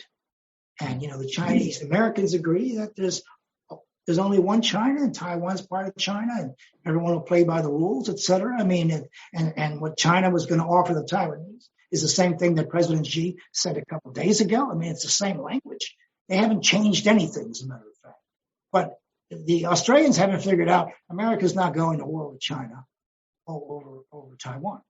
Now, in December 1979, Ambassador Unger, whom I got to know pretty well when I was at the Fletcher School in diplomacy for a couple of years in the 80s, he made it very clearly to the leadership in Taiwan that the United States was de-recognizing Taiwan in favor of China to complete the normalization process begun by Henry Kissinger and Richard Nixon. That was the deal. And the Taiwanese took it very badly. And then after they thought about it, what are you going to do? You know, your number one sponsor has decided that you are just a bastard child after all. You're not the real deal. And of course, once in a while, and I'm a realist, what I mean by a realist, I like to see ends and means come together. You can't overpromise, you can't underpromise. You know, the essence of diplomacy is you never, the essence of diplomacy is you ask for a little more than your position allows, but never less than your position requires. And the United States made it very clear. The Chinese behave themselves. The United States is not going to bother them over Taiwan. And if the Taiwanese behave themselves, no one's going to bother them either. So for the Taiwanese to take the lead here, this reminds me of the aggressive role of the Serbians in 1914, drawing other people into this conflict by supporting the rebels in Bosnia and Herzegovina. You know, this young man that started this war, he was trained in Belgrade, and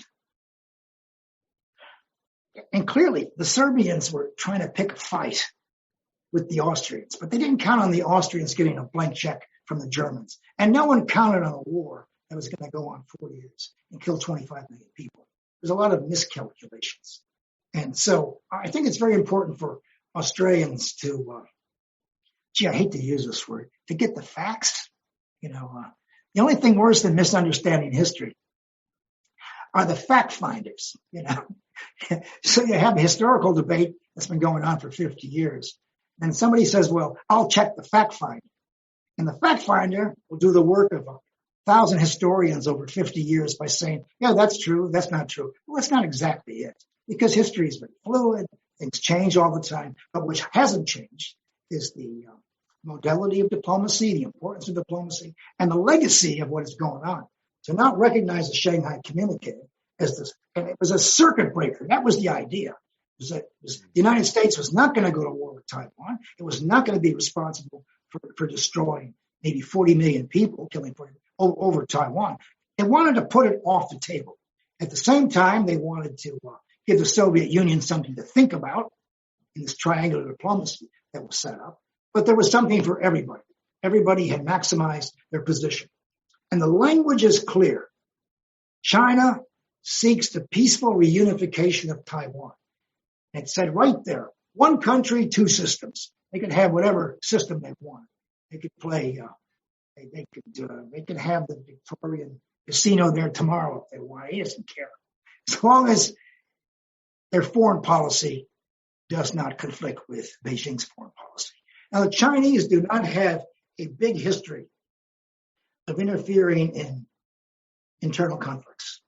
They're very cagey about that. They don't have some sad story to tell about Afghanistan the way the Soviets do, or the Americans in Vietnam or Syria or places. They don't like to be trapped like that. They want to be able to do their own thing. And my goodness, they have enough to do without getting trapped overseas. And so people will say to me, and I've been a fierce critic of Chinese foreign policy. If you're going to attack a ship in an international sea lane, then you can expect what happens next. Okay? If what happens next, it's on you.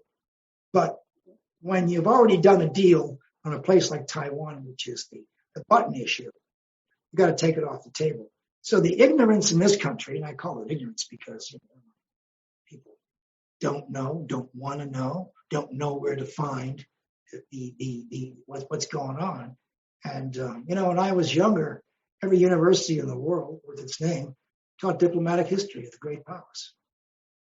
Today, I don't know what they're doing. It's just And, and if this might actually, if I could just jump in, this might actually sure. be a really good place to get some, if if you're kind of on this mission, you want to get people to see that. Firstly, I think it's probably necessary for us to just accentuate that point of just how terrible it would be if we got into a war in the future with China. That should be the first thing. Let's get a bit of fear of God into people, and then and then perhaps what is it that you think that people could do? Where could they be getting the right kind of information that's not sensational or sensationalized or overblown? But where would you send people in terms of literature or online or anywhere that? I mean, do you see any news stations that are doing a good job of covering this sort of thing, or? No, most news stations, they don't have what we used to call foreign correspondents. And if they do, they're usually seen in front of the Imperial City or Kremlin or Washington. They're not asking these kinds of questions. And I would say to people, they say, well, this guy is talking about the Shanghai Community. What does it really say? Well, you go to the U.S. Department of State Office of Historian and you look up the Shanghai Communique. It's there about, 1,500 words. It tells you exactly what was agreed on, what was codified at the time. And then you go to 1979, where you have Jimmy Carter saying to the world, well, we are going to de-recognize Taiwan in favor of the People's Republic of China. How do I feel about Taiwan? I'm a little ambivalent about it. They don't want to encourage an attack. And in 1979, the Chinese were in no position to attack Taiwan. And today they can do it very, very easily. So, you begin with the historical documents, or you just go online and get some great lecture about, just anyone should just look at President Nixon's trip to China. There's some wonderful documentaries. There's just the plain news of the time that's available about what was accomplished. I mean, why would the world's leading anti-communist leader of the free world fly to Beijing to cut a deal or to put Taiwan off the table? Number one, it was the number one flashpoint for Sino-American conflict, which would have included war with the Soviet Union like that, because they would have been included in it, as a matter of fact. And so if someone like Nixon had the vision, and Kissinger too had the tactical skills to arrive at this position. Imagine, your arch enemy shows up at the door, and that's what I like about personal diplomacy. A lot of this stuff was reinvigorated in the 20th century with Chamberlain going to see Hitler a couple of times. That didn't work out, but he thought it did until Hitler reneged on him. Okay, he thought it was very successful, and so we have to engage the Chinese, And you heard the other day that General Milley, chairman of the Joint Chiefs, called up his opposite number when in the waning days of the Trump administration to warn him, to tell him, to advise him that America is not attacking China. It's not on the cards. Well, that's good. Now, a lot of people want to torture Milley for doing that. They said that he acted outside the loop. He acted without his commander-in-chief and this kind of thing. But you have to engage the Chinese. And I would just make it very clear to them that we reinforce the idea of peaceful reunification. And then we have to remind Taiwan, Tony Abbott goes over there and says, we're going to help you here. It's not only misleading. Does he have any authority to say that? I know he used to be the prime minister, but is he basically just in America, to stay in the game or something? in America, he could be prosecuted under the Logan Act of 1800, where an individual, private citizen, goes somewhere and gives false hope. It's interference. Yeah. I don't know why he went there. Now, look, there are thousands of visits to Taiwan every year by American congressmen and their committees. They all love the free trip, and they all get to go to Taipei. It's wonderful. But it doesn't change policy. And Biden, you can't get Biden to say anywhere he's going to go to war over Taiwan.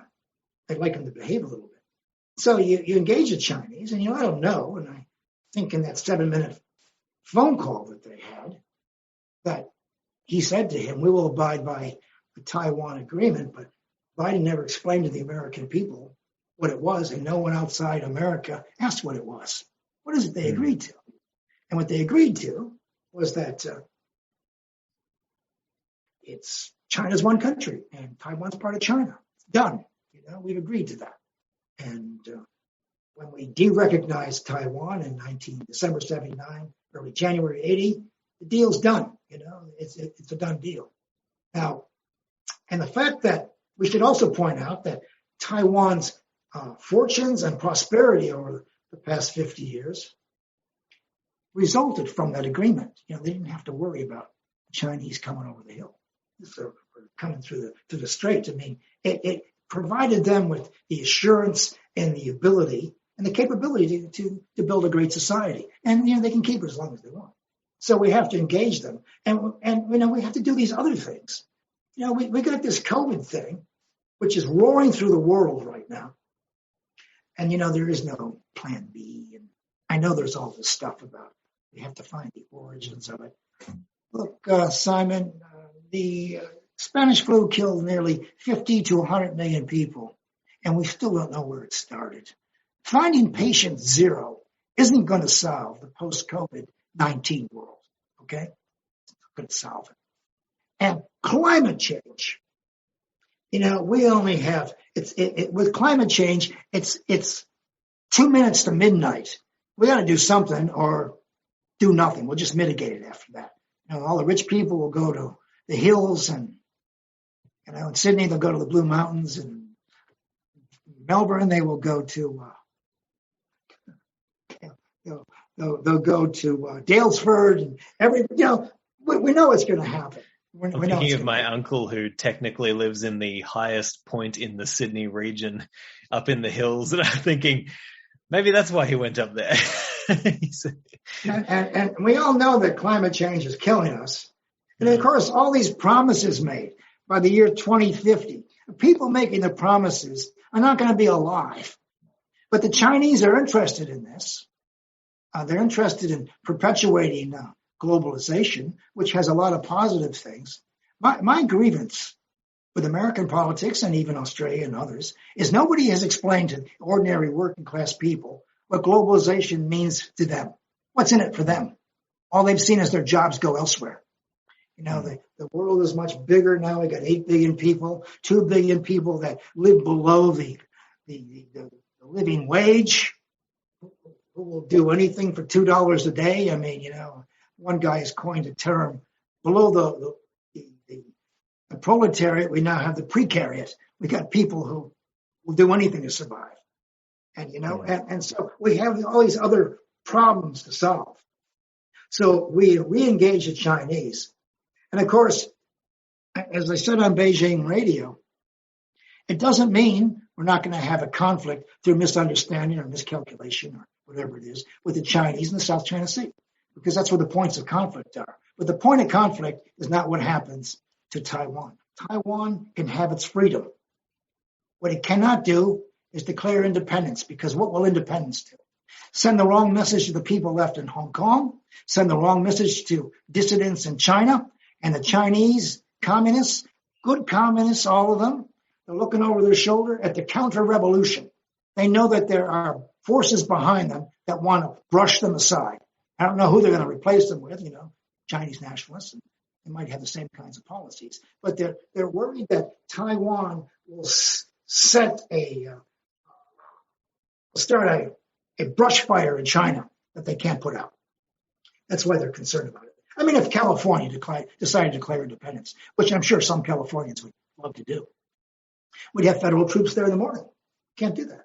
In fact, in 1861, some state tried to secede from the United States. And what did that do? Got us 4 years of civil war. I mean, it doesn't work that way. And so we go back to the principle that the great powers do what they can, and the smaller powers follow suit. What's left for them to do. And so Australia has an important role to play. And I always thought Australia had an important role to play in terms of guiding the United States in Southeast Asia and in Asia. I mean, Macron is not anti-Chinese. He wanted to leave himself as the equalizing force, that is, the balancing force. He wants to be the interlocutor between the Chinese and the United States. He wants to be heard. He wants to resolve issues. He doesn't want to join the crusade. And this idea of militarizing our relationship with China is a mistake because it just goes down one road. And of course, in America, we got the armed forces and all this legislation designed to rein in Chinese behavior in terms of international patents and the internet and this kind of thing. And so America's gearing up for an anti-Chinese century. And it's all the wrong stuff. It's a thing that they can agree on.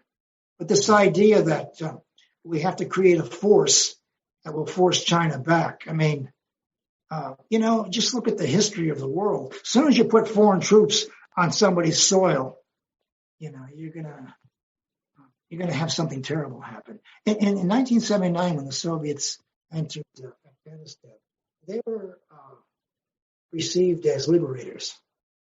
Afghan film took off and music and all the rest of it. They saw the king and his old ways were bringing them down. And the Mujahideen aren't standing for it. So, they're going to create a guerrilla warfare. Anytime you enter, you're standing on somebody's soil. We can't defeat China. It's too damn big. We could deter it in some ways, but I think it's easier to engage them. They want to help out on climate change and biodiversity, and they want to help on COVID. And we're on this campaign to find what happened to that virus, whether it left the lab willingly or unwillingly. That's beating the drum. It's a little late. The horses left the barn. As I say, we still don't know what started the Spanish flu. So, and the Chinese, I understand they're hypersensitive about things, particularly as the world starts to align against them. And of course, their neighbors are prepared to do business with them on a one-to-one basis. They understand they may be able to strike a deal. And ASEAN's not going to go to war with China. APEC's not going to war with China. US, Australia, and Britain would go to war with China. Well, here we go. We got 3 former nations ganging up on China. I mean, the Anglophiles are coming. That war is over. The Chinese want to be part of the world, and they indeed part of the world. If we have to solve problems with China on security issues, I'd much rather see it take it to the UN, and we can resolve it there. That's what the Security Council is about. So someone will say to me, well, the Chinese are part of the Security Council, and they'll veto anything we agree to. Well, the same thing with the United States vis-a-vis Israel. And the Israelis can count on American veto. And same thing with the British or the French. They got their own axe to grind. There's certain things we do. On the other hand, taking it to the United Nations is very, very important. Now, there isn't any world government out there. I mean, the international community is what we say it is, okay? Kissinger had a great line once when someone told him to call Europe about something. He said, who do I call? The world consists of independent powers. And we have groupings, ASEAN, APEC, the United Nations, EU, et cetera, et cetera. But there is no one person to call about what's going to happen next. We have to come together. And one brilliant fellow in the U.S., I say brilliant in quotes, he said that what we should do is reestablish a 19th century concert of the world, bring China, the United States, and Russia in, and solve our problems in a closed room where people aren't looking. I thought this was a bad idea. As soon as you start doing things behind closed doors, you start disposing of nations, Libya, Syria, Iraq, whatever it is. It's a bad idea. You have to have some kind of transparency. So it's very hard to get world opinion. What we need is a consensus that there's not going to be a war with China, not over Taiwan. There might be a war about freedom of navigation. Fair enough. The Chinese want to sink an American warship, then it's on them. They want to sink an Australian warship, it's on them. But they're not going to do that. They're not stupid. And they're not going to be engaged in cybersecurity to the point where people are going to declare war on them. I think when you go to war, this is one of the lessons we forget in the 21st century, is you ought to have a very high bar about why you're at war. And when I see these lazy consensus arising about a war with China over an issue of Taiwan, which was settled 50 years ago, I'm thinking, what's the disconnect here? The disconnect is we don't know any history. We know that we don't know. I mean, the world doesn't know. They don't think they know what America's going to do. And America knows full well what it's going to do. It's not going to come to the aid of Taiwan once the invasion starts. We, through the Taiwan Relations Act, the United States can provide defensive weapons and that kind of thing to the Taiwanese, but there's not going to be a war. People in the UN are not going to go to war over Taiwan. So it's off the table. So when I hear people talking about Taiwan is an invasion of Taiwan would be a casus belli for World War III, I'm thinking, what planet do these people live on? You know, it's the wrong reason to go to war. On the other hand, we need to engage China, whether the Communist Party is going down the toilet or not. We have to engage China for the big issues, post-COVID-19 and climate change, biodiversity. And let's not forget the United Nations long agenda of 17 Sustainable Development Goals. We need the world to contribute to that. So we have to re-engage the Chinese and take some of these other issues off the table. But to give aid and comfort to the Taiwanese right now, to encourage their independence stance, is not selling them out. I mean, when you start hearing people talking about what would happen to certain people, my God, the United States has just left a nation of 40 million people in the lurch. It's left 10 million women and girls to return to the Stone Age. And they left without looking back, okay? So when people talk about the rights of the Uyghurs, or Taiwanese, or Hong Kong, those are crocodile tears. We've already turned our backs on 10 million people who we encourage to join the modern world. We just turned our backs on them. And we know it's going to happen if it's not already happening. So what we have to do is think like a nation. What is best for Australia's national interest? Well, the national interest demands that it cozies up to the United States. The United States is the ultimate guarantor of Australian sovereignty. This is how it was done. This is seen in 1952. It's been seen in recent years. And, Australia is just sticking close to the U.S. Is the U.S. a liability? Well, I think it is a little bit. I think Donald Trump has done a great deal of damage to America's relations around the world. As the French said about Biden, he's simply Trump without the tweets. He's doing the same kinds of things. Once you have kicked a nation in the head, and then you get a new leader who comes in and says, I'm not going to do that to you.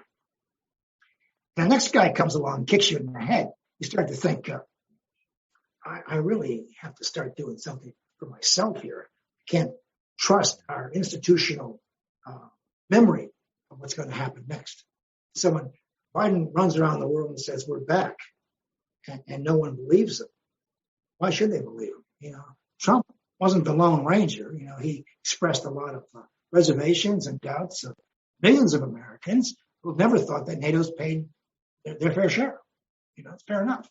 And if NATO didn't have an army and a headquarters and a pension program and a medical program for thousands of their people, there wouldn't be a NATO. I mean, NATO was about keeping the Germans in and the Soviets out. Well, that's gone now. The Germans are well in and the Soviets are well out. That is why when the Soviets took over Crimea, nobody moved a muscle, because the Soviets were simply going back to their old turf. The idea of a war was disproportionate to what was lost, etc. We have to start thinking in realistic terms. But this idea of we defend them. Now, I made a mistake when I was in Lithuania once. I was at a security meeting, and I was at the midnight owl meeting from midnight till 2 a.m. And I was on a panel with the head of NATO in Europe and a Lithuanian foreign minister who invited me and some other dudes. There was the Ukrainian foreign minister was there. And the Ukrainian foreign minister was looking into this audience of European EU diplomats, EU bureaucrats, NATO people, and he wanted a little bit of love, He wanted some people to say, look, we would support you if the Soviets or if the Russians come. And no one was giving an inch. They made it very clear to the Ukrainian guy that you're kind of on your own. And I pointed out about 2 o'clock in the morning that, of course, at that time, these really intelligent, beautiful people only had two things in their heads. One was Brexit, and the other one was Donald Trump's tweets. They actually were in fear when they woke up in the morning about what Trump was doing to them. Anyway, I said to them, look, history tells us we can hang together or we can hang one at a time. I said it because no one would come to anybody's aid in Europe in 1938. By 1941, December 41, the Nazis are at the gates of the Kremlin. 242 million people in Europe live under the swastika. The swastika ruled from the English Channel to the gates of the Kremlin because nobody would do anything. And I said, of course we would support Ukraine.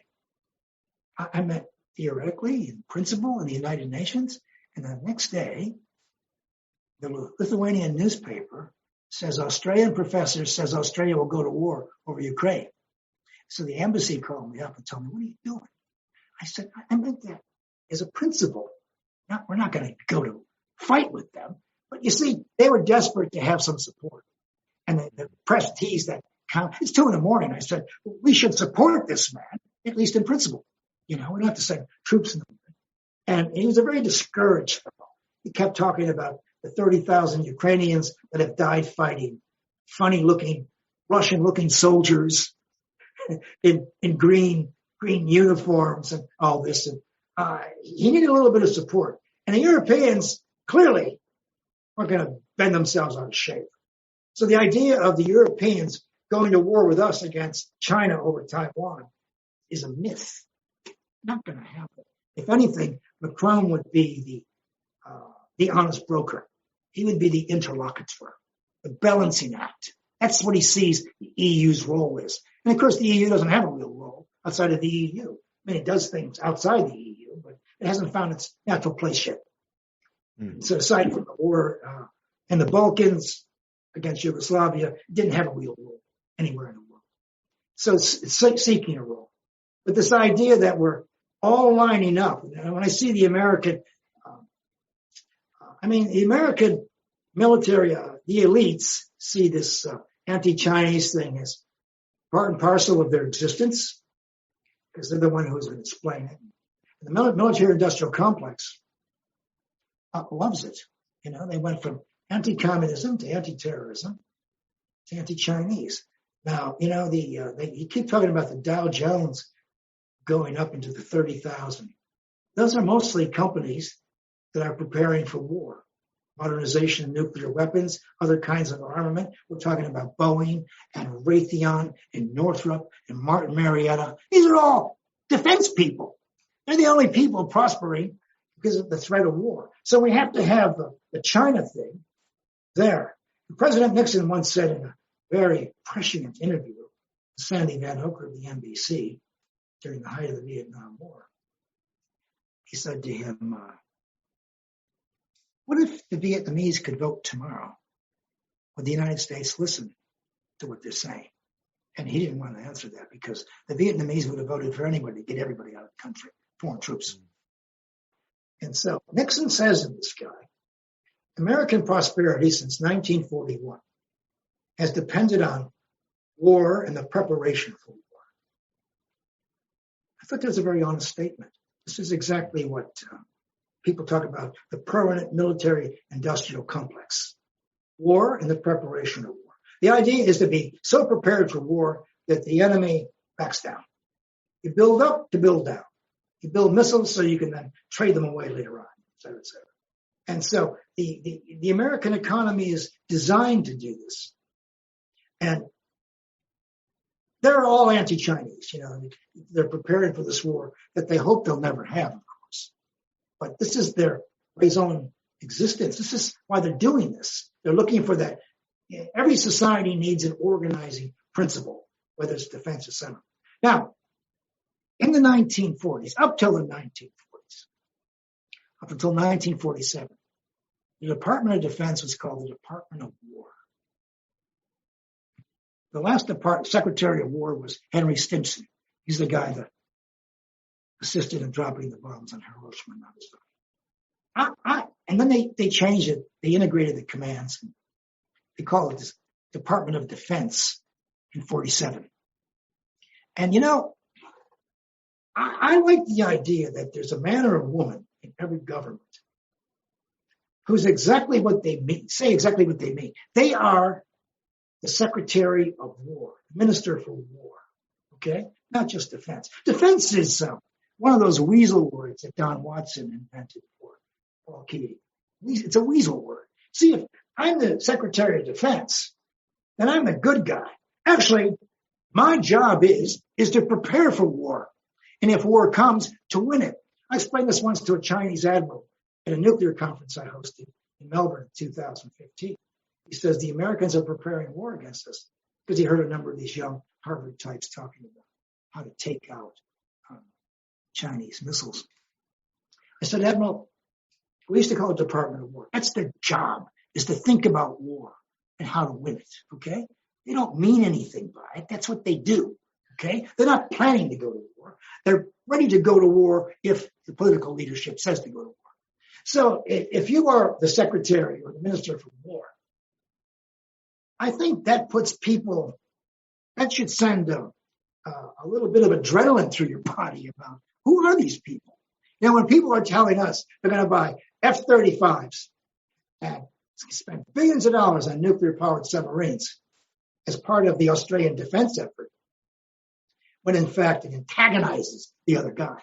Because by the time this stuff gets up, the war will be over, as a matter of fact. And all that money spent on this kind of thing. That's what really drives me crazy as a professional educator, professional historian. Australia's got plenty of money for F-35s and nuclear subs, but no money for universities, which are falling over right now because of the loss of the Asian students, particularly Chinese students. And so I see this kind of a shell game going on. We're looking after you. We're going to spend all this money on defense, but nothing on human security, human capital. We're not going to spend anybody who can help us think. What Australia needs, I saw this in Germany when I was in Hamburg. Hamburg right now, the German government has all this money available for young Germans, men and women, to think strategically about the future of Germany. We're going to do the same thing in this country. We should get all these bright young people and ask them to think about where Australia is and where it should be going. Produce strategic thinkers. There are very few strategic thinkers in this country. You get a lot of people in think tanks who think they're strategic thinkers, but they're not. They don't think strategically at all. They're just trying to cozy up to the government of the day. And so we got to think about this differently.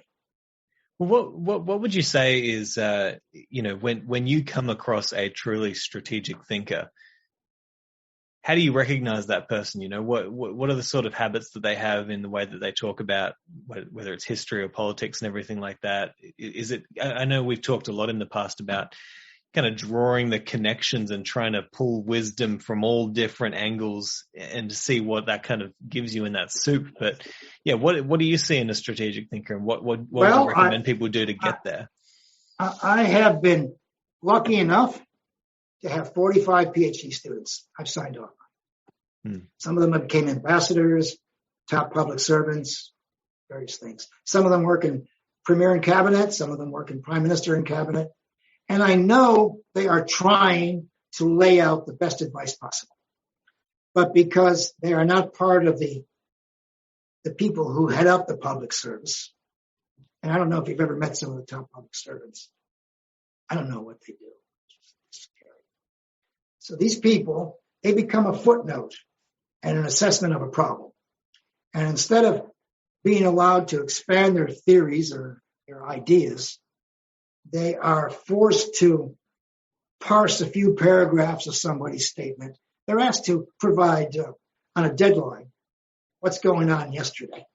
So instead of reaching back, any one of them that I produced, and I don't want to give their names, could talk about the Shanghai communique. They studied that with me. They know this is off the table. And some of them tell me this is driving them crazy, that no one's listening to them. There are people in this country who can do this.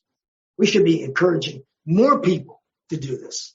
I mean, we don't have any place in this country where you can go to study nuclear weapons or nuclear nonproliferation. We don't have any place where you can study emerging technologies. For example, this Havana syndrome that's coming up, this using of microwaves on brains to debilitate the other guy's intelligence is part of the surveillance, counter-surveillance that's been developed in the 1960s. I mean, I think the future of warfare is the brain. You know, if we could defeat a company of invading troops by turning a button on instead of using a bullet, you've won the war. I mean, there's all kinds of technologies out there that can be used. But we need people who can think in a grand strategy. I mean, look at Graham Ellison, 10 years, dean of the John Kennedy School of Government. And to cement his place in the business, he reminds people of the lessons to be learned from antiquity. He's thinking strategically. Kissinger thought about the concert of Europe and how it kept the peace for 100 years. That's why he went to China. That's why he encouraged Nixon to pursue his vision. He understood how units of great powers interact. And we need people who could, you know, in this country, for example, there are 37 universities. Where would you go to study 19th century European history? I mean, no educated person can understand the 20th century without understanding the history of Germany or the history of Russia.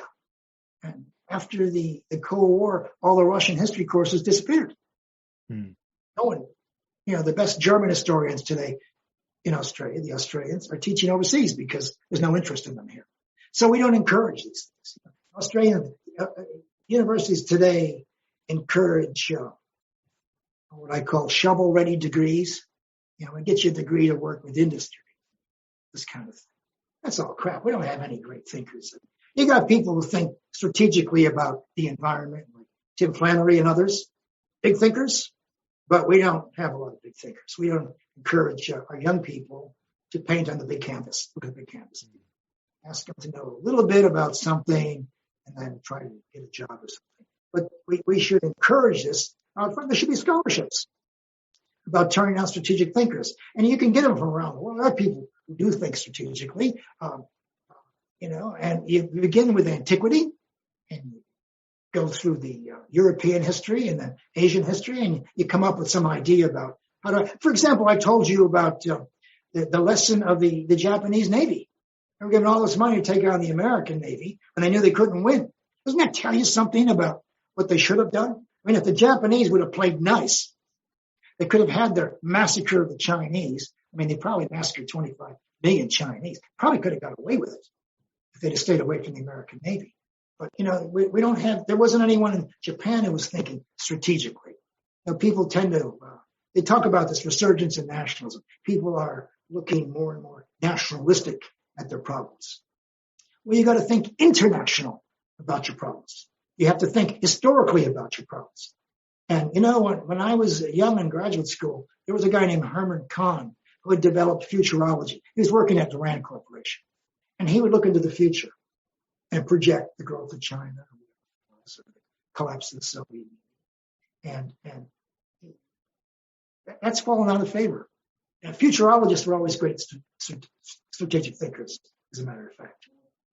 And in the absence of strategic thinking, you get a lot of lazy thinking. In the 1980s, a lot of political scientists in this country, in the world, predicted that the Soviet Union and America, because they both subscribed to the world economy, whatever it is, they would converge. There'd be political convergence. And in 20 years, we'd all be playing nice and thinking alike. Well, that didn't work out. I mean, most of these things don't work out. But, the study of history has declined in this country. In America, only 2% of undergraduates undertake a history degree, and that's collapsed because, everybody wants to get into media and communication or something else like that. And we don't have these thinkers. We don't encourage them. Now, I'm not going to mention any names, but there are people in this country who pass themselves off as intellectuals, which should be laughable anywhere. I mean, I don't want to mention any. I'd love to mention some names. It's the only country in the world. Perhaps for another time. I don't want a lawsuit. I mean, really strange people pass themselves off as intellectuals. And, I could say something. I've been giving these lectures for years about the coming war with China, ? And in the last year, a lot of people have pointed out what I pointed out, but they haven't pointed out the cause. The cause that China is a problem is because it's a collapsing Communist Party. They see it as a rising power. They see it as a rising power because all these American types and British types and Canadian types have talked about dealing with the recrudescence of the great powers, great power rivalry. So we're not in the binary thing anymore, nuclear arms race. We got all these powers involved. Well, yes and no, but that's been around there a long time. But where would Australian kids study nuclear nonproliferation? That's the number one problem in the world to me, is nuclear nonproliferation. Unless we get this under control, unless we can control nuclear weapons until they become anachronisms, they're the greatest threat to the human race. Climate second, biodiversity is third. Taiwan is not on my list, as a matter of fact. And you go to these countries around the world, whether it's Pakistan or New Delhi, Bangladesh, and you see these elites living cheek by jowl with people living in cardboard boxes. How long? The fourth problem in the world is poverty. It's what the Sustainable Development Goals is about. How to overcome poverty. The goal is by the year 2030, no one will live in poverty. Well, good luck with that. Now we got billions of people more who will work for $1, $2 a day. And that's not going to be solved. And not to mention, there are going to be millions of people on the go when the water starts to rise. Look at Indonesia, 17,000 islands. Where do you think they're going to be rowing to when the water starts to rise? They're going to be rowing to Australia. And some of them will just walk in. And what's WA and South Australia and Queensland going to do? They're going to put up borders. They're going to close the borders. I've been saying that these COVID borders are really a dress rehearsal for climate refugees when they start coming in the millions in Victoria at the top end. And the rest of the states say they don't want them because it'll overwhelm the system. And so Australian states right now, they're not even thinking like a country. They're thinking about themselves. It's very tribal. In fact, when I see these states close up to other states, beggar thy neighbor kind of thing, I'm thinking, what happens if you get a million, like Angela Merkel opened the door and 1 million people came through the door? What happened in Australia if these people should show up as climate refugees? Where are they going to go? Well, WA doesn't want them. South Australia doesn't want them. Queensland doesn't want them. They're going to wind up in Victoria and New South Wales. And they're just going to close the borders. I'm very disturbed how people are responding to a crisis that will have a natural ending. That is when the novel coronavirus goes through, it'll be done. That's what happened in 1919. It just went through. And it's not going to change anything. People say, we have a new way of thinking about the world. That's baloney. There's no new way of thinking. Human nature hasn't changed. It'll just snap back, as a matter of fact. I couldn't understand why there wasn't a single history book I've ever read that talked about the impact of 100 million people dying as a result of the Spanish flu. Did it affect anybody's policies? And people develop amnesia after disaster. In fact, the only place you can read about the Spanish flu is in literature, cinema, and poetry. I mean, the artists kept the pain alive, but the ordinary people did what? You know, it was the Jazz Age, Prohibition, communism, Nazism, fascism. Everybody's on the move. Nobody's thinking about the 100 million people who died. People will forget all that, as a matter of fact. Yeah. And so we got a lot of big problems. But I think, you know, the important thing is Australia should take its bright young people and say to them, look, there are some scholarships available, make 100 a year to develop strategic thinking. And then you bring in people like me, I'm too old to do it now, but, you know, who think strategically. You know, Naval College, the Air Colleges, and they have strategic thinkers there. So we need people who think on the big canvas. And what is Australia's role? Now, Australia has national interests, should be calibrated. Is it always doing the right thing? Sometimes it does. Sometimes it doesn't. But maybe Australia, and I hate to say this because I'm an Australian citizen too, Australia's got to grow up sometime. You know, you've got to, young Australians are going to take this over and figure this out. And I always say to my young Australian audiences, Simon, we've got all these problems: COVID, climate, nuclear weapons, poverty. And unless you solve the problem, it's going to overwhelm us. And then I like to point out, as you appreciate, if we don't solve it, we will disappear. You know, all we got left from Assyria are these little clay tablets in the British Museum. And these guys were far smarter than we were. They had more sway than we'll ever have. And they disappeared from the face of the earth because their young people couldn't figure it out. They weren't asked to figure it out. So I always say to people, Australians will disappear. Now, there's nothing written in stone about Australia goes out in the 22nd century. Something may happen.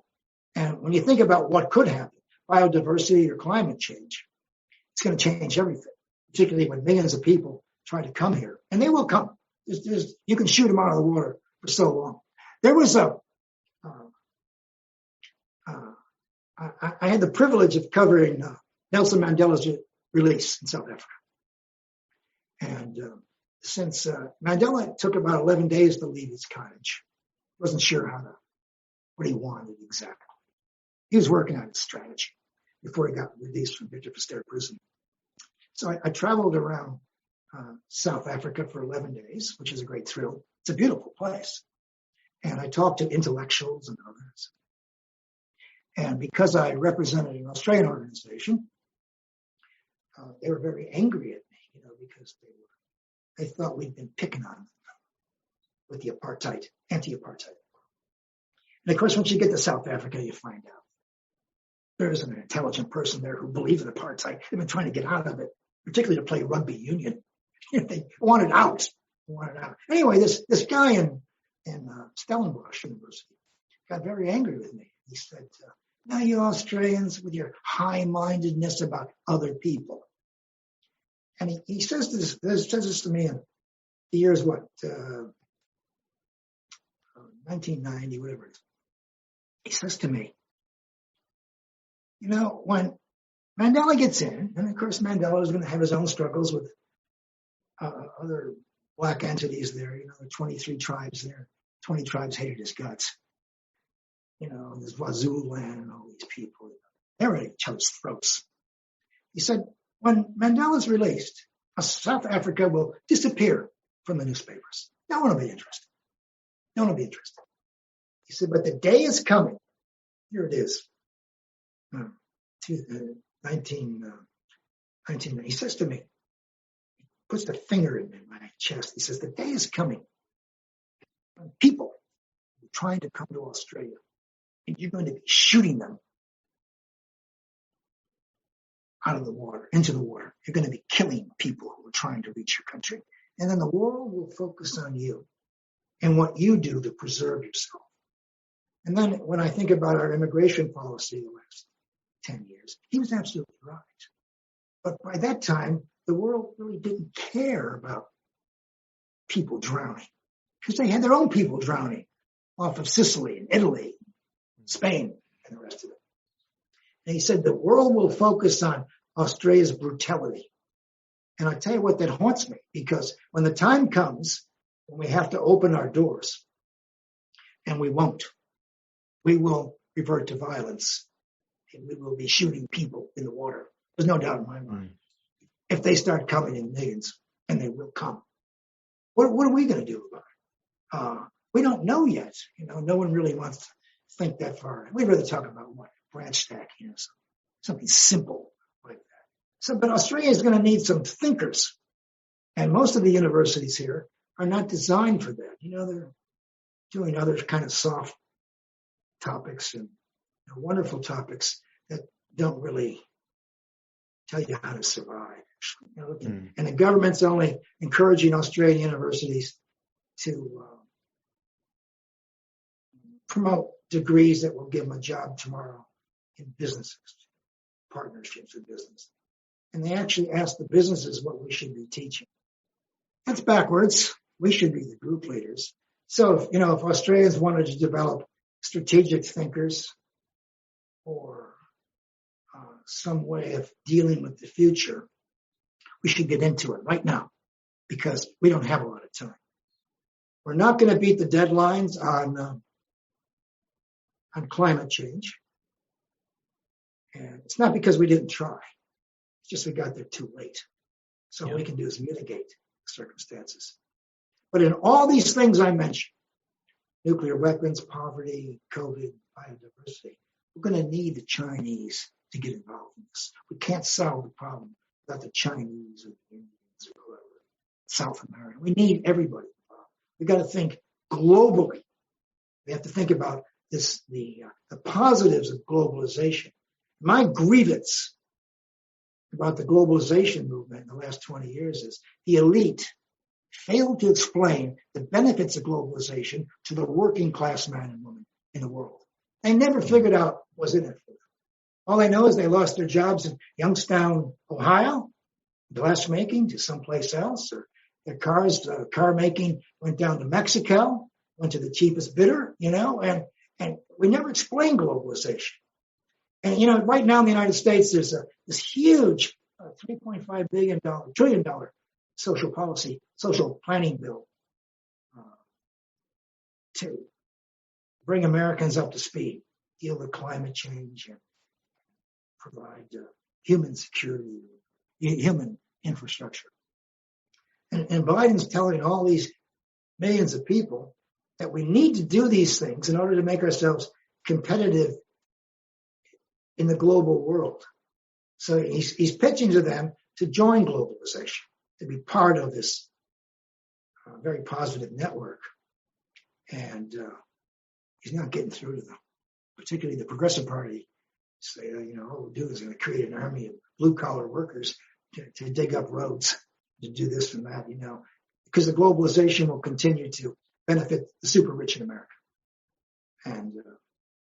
And so we haven't been doing a very good job communicating what's at stake. And when I see people who understand that a war with China would not only be unnecessary, but it would be a tragedy, because it would short circuit all these other solutions, these other problems. You cannot go to war with China on Monday and expect them to work with you on climate change on Tuesday. That's stupid, and I'd rather engage them now, and we could deal with the other things. We're not giving Taiwan away. We agreed that Taiwan was part of China. California is part of the United States. Tasmania is part of Australia. Discussion's off the table. So we need people who can actually think historically from antiquity to the present, who can draw on the lessons of history. Now, I know that someone would say to me that history never repeats itself. But as Mark Twain liked to say, it rhymes a lot. And we can learn a lot from what these people have to say.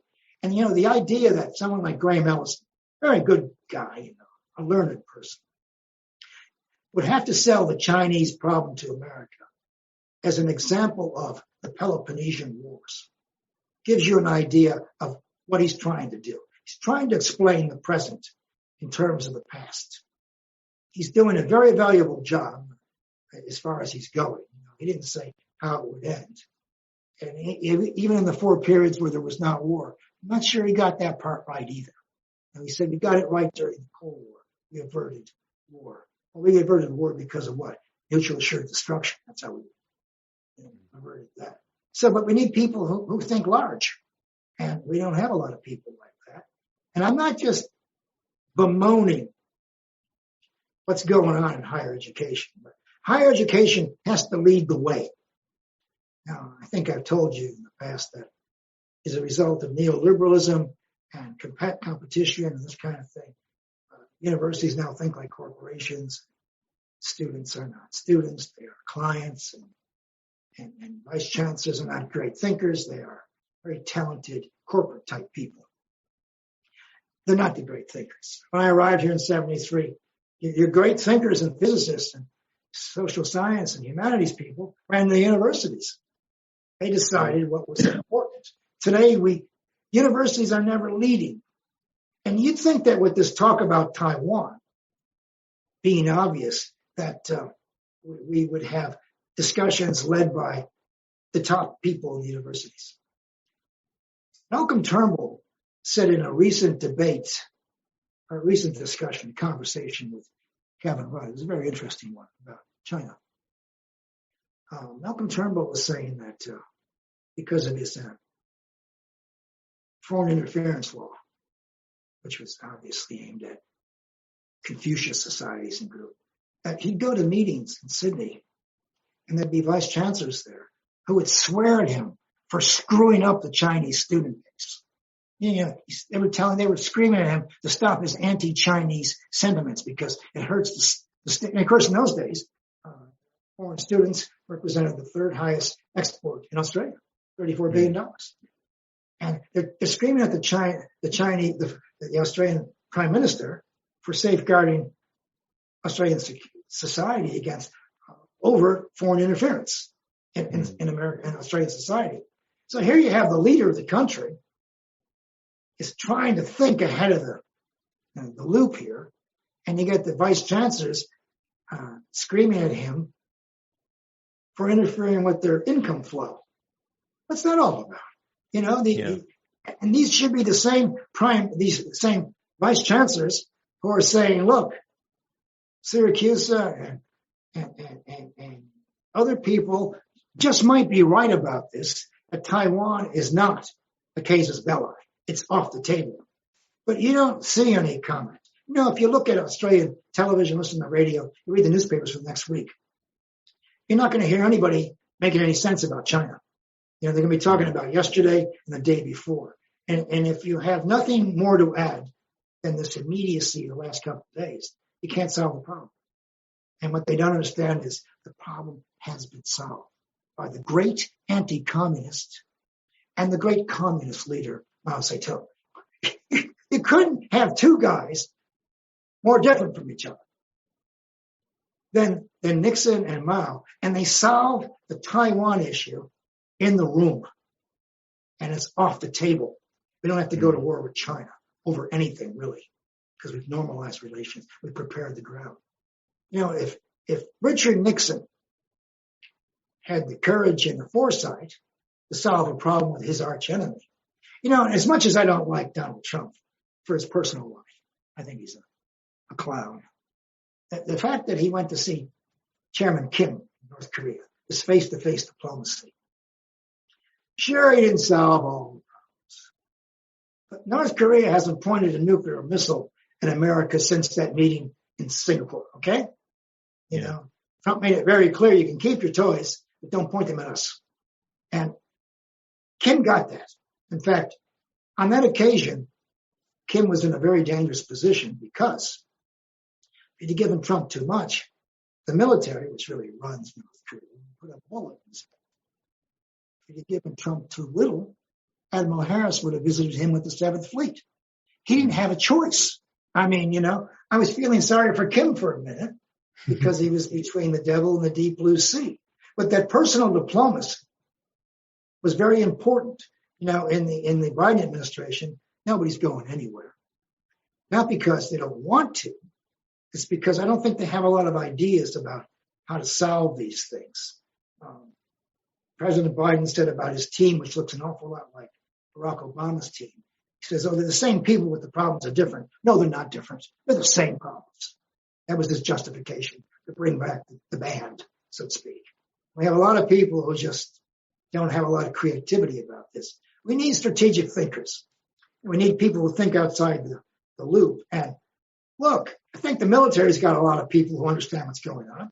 But, they're good soldiers. They do what they're told. And we might have some public servants at the junior end who've got an idea of what we should be doing. But they're always overwhelmed by the secretary of this or that department, or somebody who's had some service. Or worse yet, this is the one that really gets me, is you get people in universities who've never done anything, and then they appoint themselves as spokesmen on the topics of the day, important topics: security, national security, climate change, whatever it is.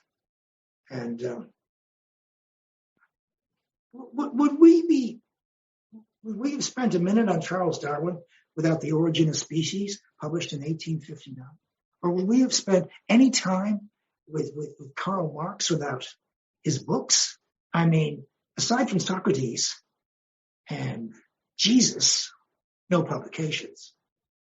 Everybody who had something to say, whether it was in the Middle Ages about international human rights or philosophy, they left a treatise behind. They set the debate. And today, if you look at the Australian spectrum of influencers, the people talking about these issues, they haven't done anything. I have an exercise reminder on my machine, but I don't exercise. No worries. Just turn it off. That's my exercise. It's part of the exercise. So we need more strategic thinking. So to sum up here, is a war with China a good idea? It's a very bad idea in a long history of bad ideas. Is it necessary? Now we talk about war is a necessity and war is a choice. Well, that's simple enough. War of necessity is when the Japanese attack you at Pearl Harbor, or the Germans start shooting your ships in 1970, sinking your ships. That's war of choice. Libya, Iraq, Afghanistan. Those are, and the President Biden called this a forever war. He made that up, that was just part of the campaign. There are wars of necessity and there are wars of choice. And we have to think about whether a war with China would be a war of necessity. No, it'd be a war of choice. Is it a mistake? It's a very large mistake because China's a major player economically. And I think it has a very short shelf life of who's running the place. And they're going to be doing things out of desperation. And I don't push anybody out of debt. If they're desperate, you've got to leave them a little bit of an exit. You don't push them too much.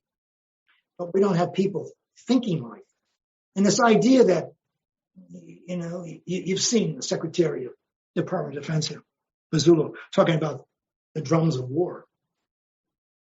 What are we talking about? I had a professor in Vienna, an old socialist.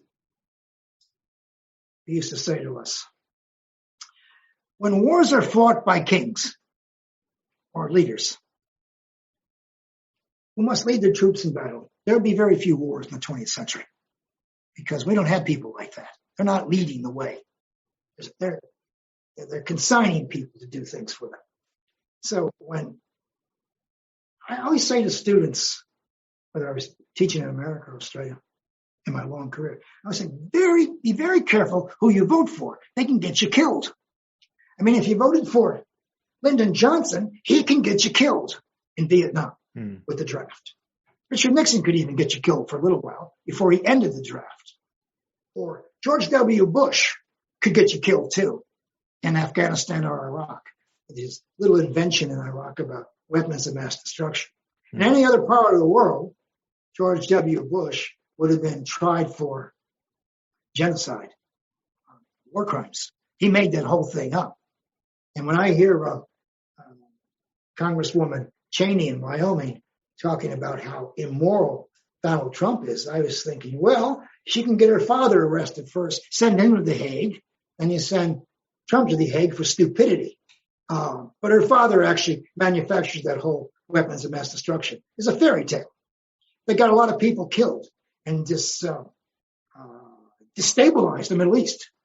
And so we have people, and God bless them at the top, who lie to us, or they get very selective about options that are available to us. And we don't have enough body of bright men and women who can challenge them. And the major institutions in Australia don't challenge them. You know, when the think tanks come out, it's not to argue with the government of the day, it's to cozy up to them. That's what kind of movie drives me nuts. And there isn't any place we can go and say, look, this is a really bad idea. And if you want to go to war with China over Taiwan, how would you justify that?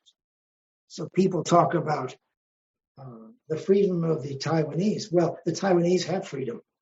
They could have it as long as they want. Chinese don't want to invade them. That's stupid. But they will if they have to. And so, you know, we have ways out of this, but you have to rely on history's legacy. That is, you look at other people who face the same choices. You look at the future a little bit, look at the role of technology and where are we in all of this? I mean, I'm hanging out for the day when nuclear weapons become anachronisms. When that day comes, like the crossbow, it'll be sitting there, useless. People wonder, what am I doing with this thing? And the same thing with these solutions. We have to have solutions that actually solve problems, not yesterday's problems, the problems before that. And when I hear little Australia, 25 million people buying F-35s, nuclear submarines, I'm thinking, have somebody lost their mind in Canberra? I mean, why isn't anybody questioning these purchases? Look, I've seen F-35s at air shows. They're terrific. They're terrific. They're great theater. But to spend all this money on a futuristic risk for which there is no basis, it's almost criminal behavior. It is, at the very least, it's a profligate waste of sources. You know, I think I pointed out to you on other occasions. If I didn't, I'm going to labor you one more time. The second highest expenditure between the Manhattan Project and the end of the Cold War in 1991 were nuclear weapons platforms, and nuclear weapons research. The only thing we spent more than on nuclear weapons was Social Security. I mean, it was the second expenditure after the safety net. And did it, and of course, you know, lots of good people say didn't really save us from World War III. I think it did. You know, people like Gareth Evans, nice guy, says all that money was spent for nothing. It was just sheer luck that we get out of the Cold War. That's not true. Those weapons, the enemy looking at our weapons, so it's going to be a bad idea. So, does a nation like Australia actually have the resources to spend that kind of money on future weaponry about a threat that doesn't exist? I mean, we're talking about very odd behavior. And, you know, people in high places can get you killed. There was a great line by H.L. Mencken in 1915 about politicians and businessmen. And I'm going to take that back. It's Walter Lippmann. Mencken had something else to say. Mencken said in 1915 that Americans will one day have a guy in the White House who is as moronic as they are. And that was the Trump quote from 1915. But Lippmann is this great journalist one day. He's going to be a great journalist. He's at Harvard working in Princeton. And he says that politicians and businessmen don't mean badly. Most of the time, they don't mean anything at all. And so when we allow these people to make these major commitments, while at the same time they're starving universities, I'm thinking there's something wrong with this picture. Now, in the early 1970s, when Australian universities were filled with the great intellectuals, they would have fought, and they would have fought hard. But now, nobody fights these people. I mean, they don't offer an alternative vision of the world. So we're it's kind of Australians are sleepwalking, so to speak. You can pretend this isn't going to happen, but that water will rise. There's no doubt about it. Poverty will rise. Nuclear weapons will proliferate. It's only going to get worse, and we got to figure out how a country of this size, which doesn't belong here, is an accident, because the Brits couldn't dump off their troublesome Irishmen in the New World anymore. They had to dump them off here. So Australia's an accident, a wonderful accident, a great place. But we have to figure out how it survives. So I say once again that our history is not carved in stone, and that if our young people don't solve this, it doesn't get solved. And, there was a great line. Henry Kissinger was having an argument with the Turkish foreign minister. This Turkish foreign minister didn't want to do something for Kissinger, some kind of quarrel. And Kissinger says to the Turkish foreign minister, and I quoted him somewhere, Kissinger says to him, I want you to know something. I don't go to bed worried about how you're going to defend yourself in the future. That's your problem. It's not my nightmare. And so, ask these people who lead us, what keeps you up at night? This idea of going to war with Taiwan over a non-issue should keep people awake at night. I mean, I do Moscow, Beijing, Istanbul, American, European media telling this message. Now, people probably think I'm eccentric and overly focused on this. But if I see a generation of Australian young people go to war for the stupidity of their leadership, it's unforgivable. It's just unforgivable. In 1939, when Menzies gets on the wireless and says, Britain's at war, therefore we're at war, good evening, that's one thing. And when Prime Minister Menzies decides, or he says, in a letter and its testimony to the Johnson Library, the decision to go to war with Vietnam, I made up my mind in 5 minutes. So when these people make up these decisions without public discussion, and when we bought these submarines, was there any public discussion in Parliament or among people or anybody? This guy just says, we're going to buy $60 to $100 billion worth of submarines from the Americans and the British. Thank you very much. You should be grateful. What? You've just committed the future of Australia to a defense that is meaningless. And so, major decisions are made in this country without proper input, without discussion. And that's the role of the universities and the think tanks. To say the think tanks don't think very hard because they're trying to cozy up to the government. And the universities, it's filled with people who don't care anymore, or people who want to be left alone, and some people who don't want to be left alone, who don't have any traction. As the senior people aren't going to say anything. They don't want to say anything. They can't say anything. And so we have literally defaulted on leadership. Now, look, I'm not going to say Australian universities in 1973, when I got here, were perfect. But there were people who ran them who had something to say, and people listened to them. They weren't above the people. They spoke to the people. And today, we don't have any of that. These great topics that you raised with me should be weekly discussions somewhere with other people. But, even on Australia's Q&A on the ABC, you don't hear the great issues. Not discuss. You get partisans. They got partisan people.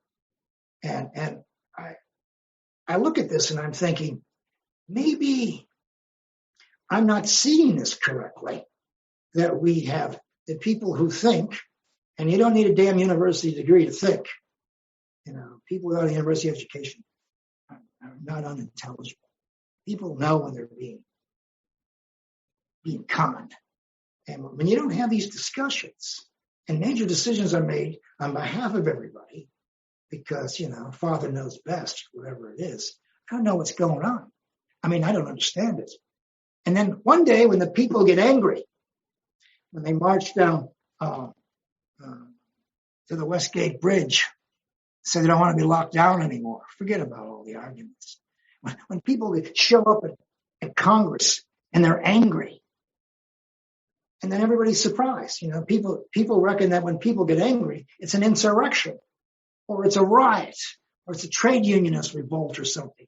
These are just people who are angry because there's no one speaking for them at the top. And as President Eisenhower said, when people are angry, get out of the way because they'll start marching in your direction. So we got to solve these problems, and instead of, listening to default reasons why we do things. But look, if we could avert war with China, that would be the perfect segue to solving COVID, biodiversity, nuclear proliferation, and poverty. We're not going to solve the big issues until we get this one off the table. And while Australians are fixated on this, as well, and I don't know Tony. I'm sure he's a well, but people tell me he's not. I don't never met him. To have a former prime minister go to Taiwan and say that, cause the lady who runs the place to say that the world's lining up with us now. What is that? I mean, that is craziness. He doesn't represent the Australian people. I'm sure he represents himself the way I represented myself when I encouraged Europeans to help the Ukrainian farmers. Yeah. But you can't do that when you're facing this kind of conflict. And look, the Chinese have an obligation to restrain themselves. And they will as long as the Taiwanese do not declare independence. Fair enough. So if I said to you, you can have everything you want, you can do it the way you want forever. But just don't declare your independence to give aid and comfort to dissidents on the mainland. It'd be a great deal. And so I'm not selling them out. I mean, in my lifetime, I've already walked away from the South Vietnamese, the Taiwanese in 79, and the Iranians and everybody else. We walked away from these things many times. The United States has no trouble making course corrections. It always comes right. And places like Australia, England, and France find themselves out of step because they're so in step that when the U.S. changes direction, other countries don't really know what to do. Well, if other countries have a lot of bright people working for them, they don't have to be young. They can be middle. I don't care what age they are, as long as they think strategically. As long as there's a plan B. And I suspect, whether it's China or COVID or anything else, we don't have a plan B. There is no plan B. This is why in the 1960s, when Americans found out that people in Washington in power had luxury caves to go to wait out the nuclear fallout, and there was nothing for them, they got very angry. What is this? You've seen the movies where only certain people get to go in and everybody else is out. It's not how it works. We're all in this together. And I like to see some enlightened leadership. And I also like to see bright young Australians, enter politics. For some reason, they go into law or medicine, private sector, whatever it is. So Australia doesn't attract, I don't think government attracts its best people. A lot of good people, and they're talented, but they don't think strategically. They don't know anything about history. And as the great Santayana said when he was working at Harvard, if you don't know any history, then you can never repeat it. Thank you very much. You've been listening to the Walled Garden podcast. For more episodes just like these, or to join our community, go to thewalledgarden.com. See you there.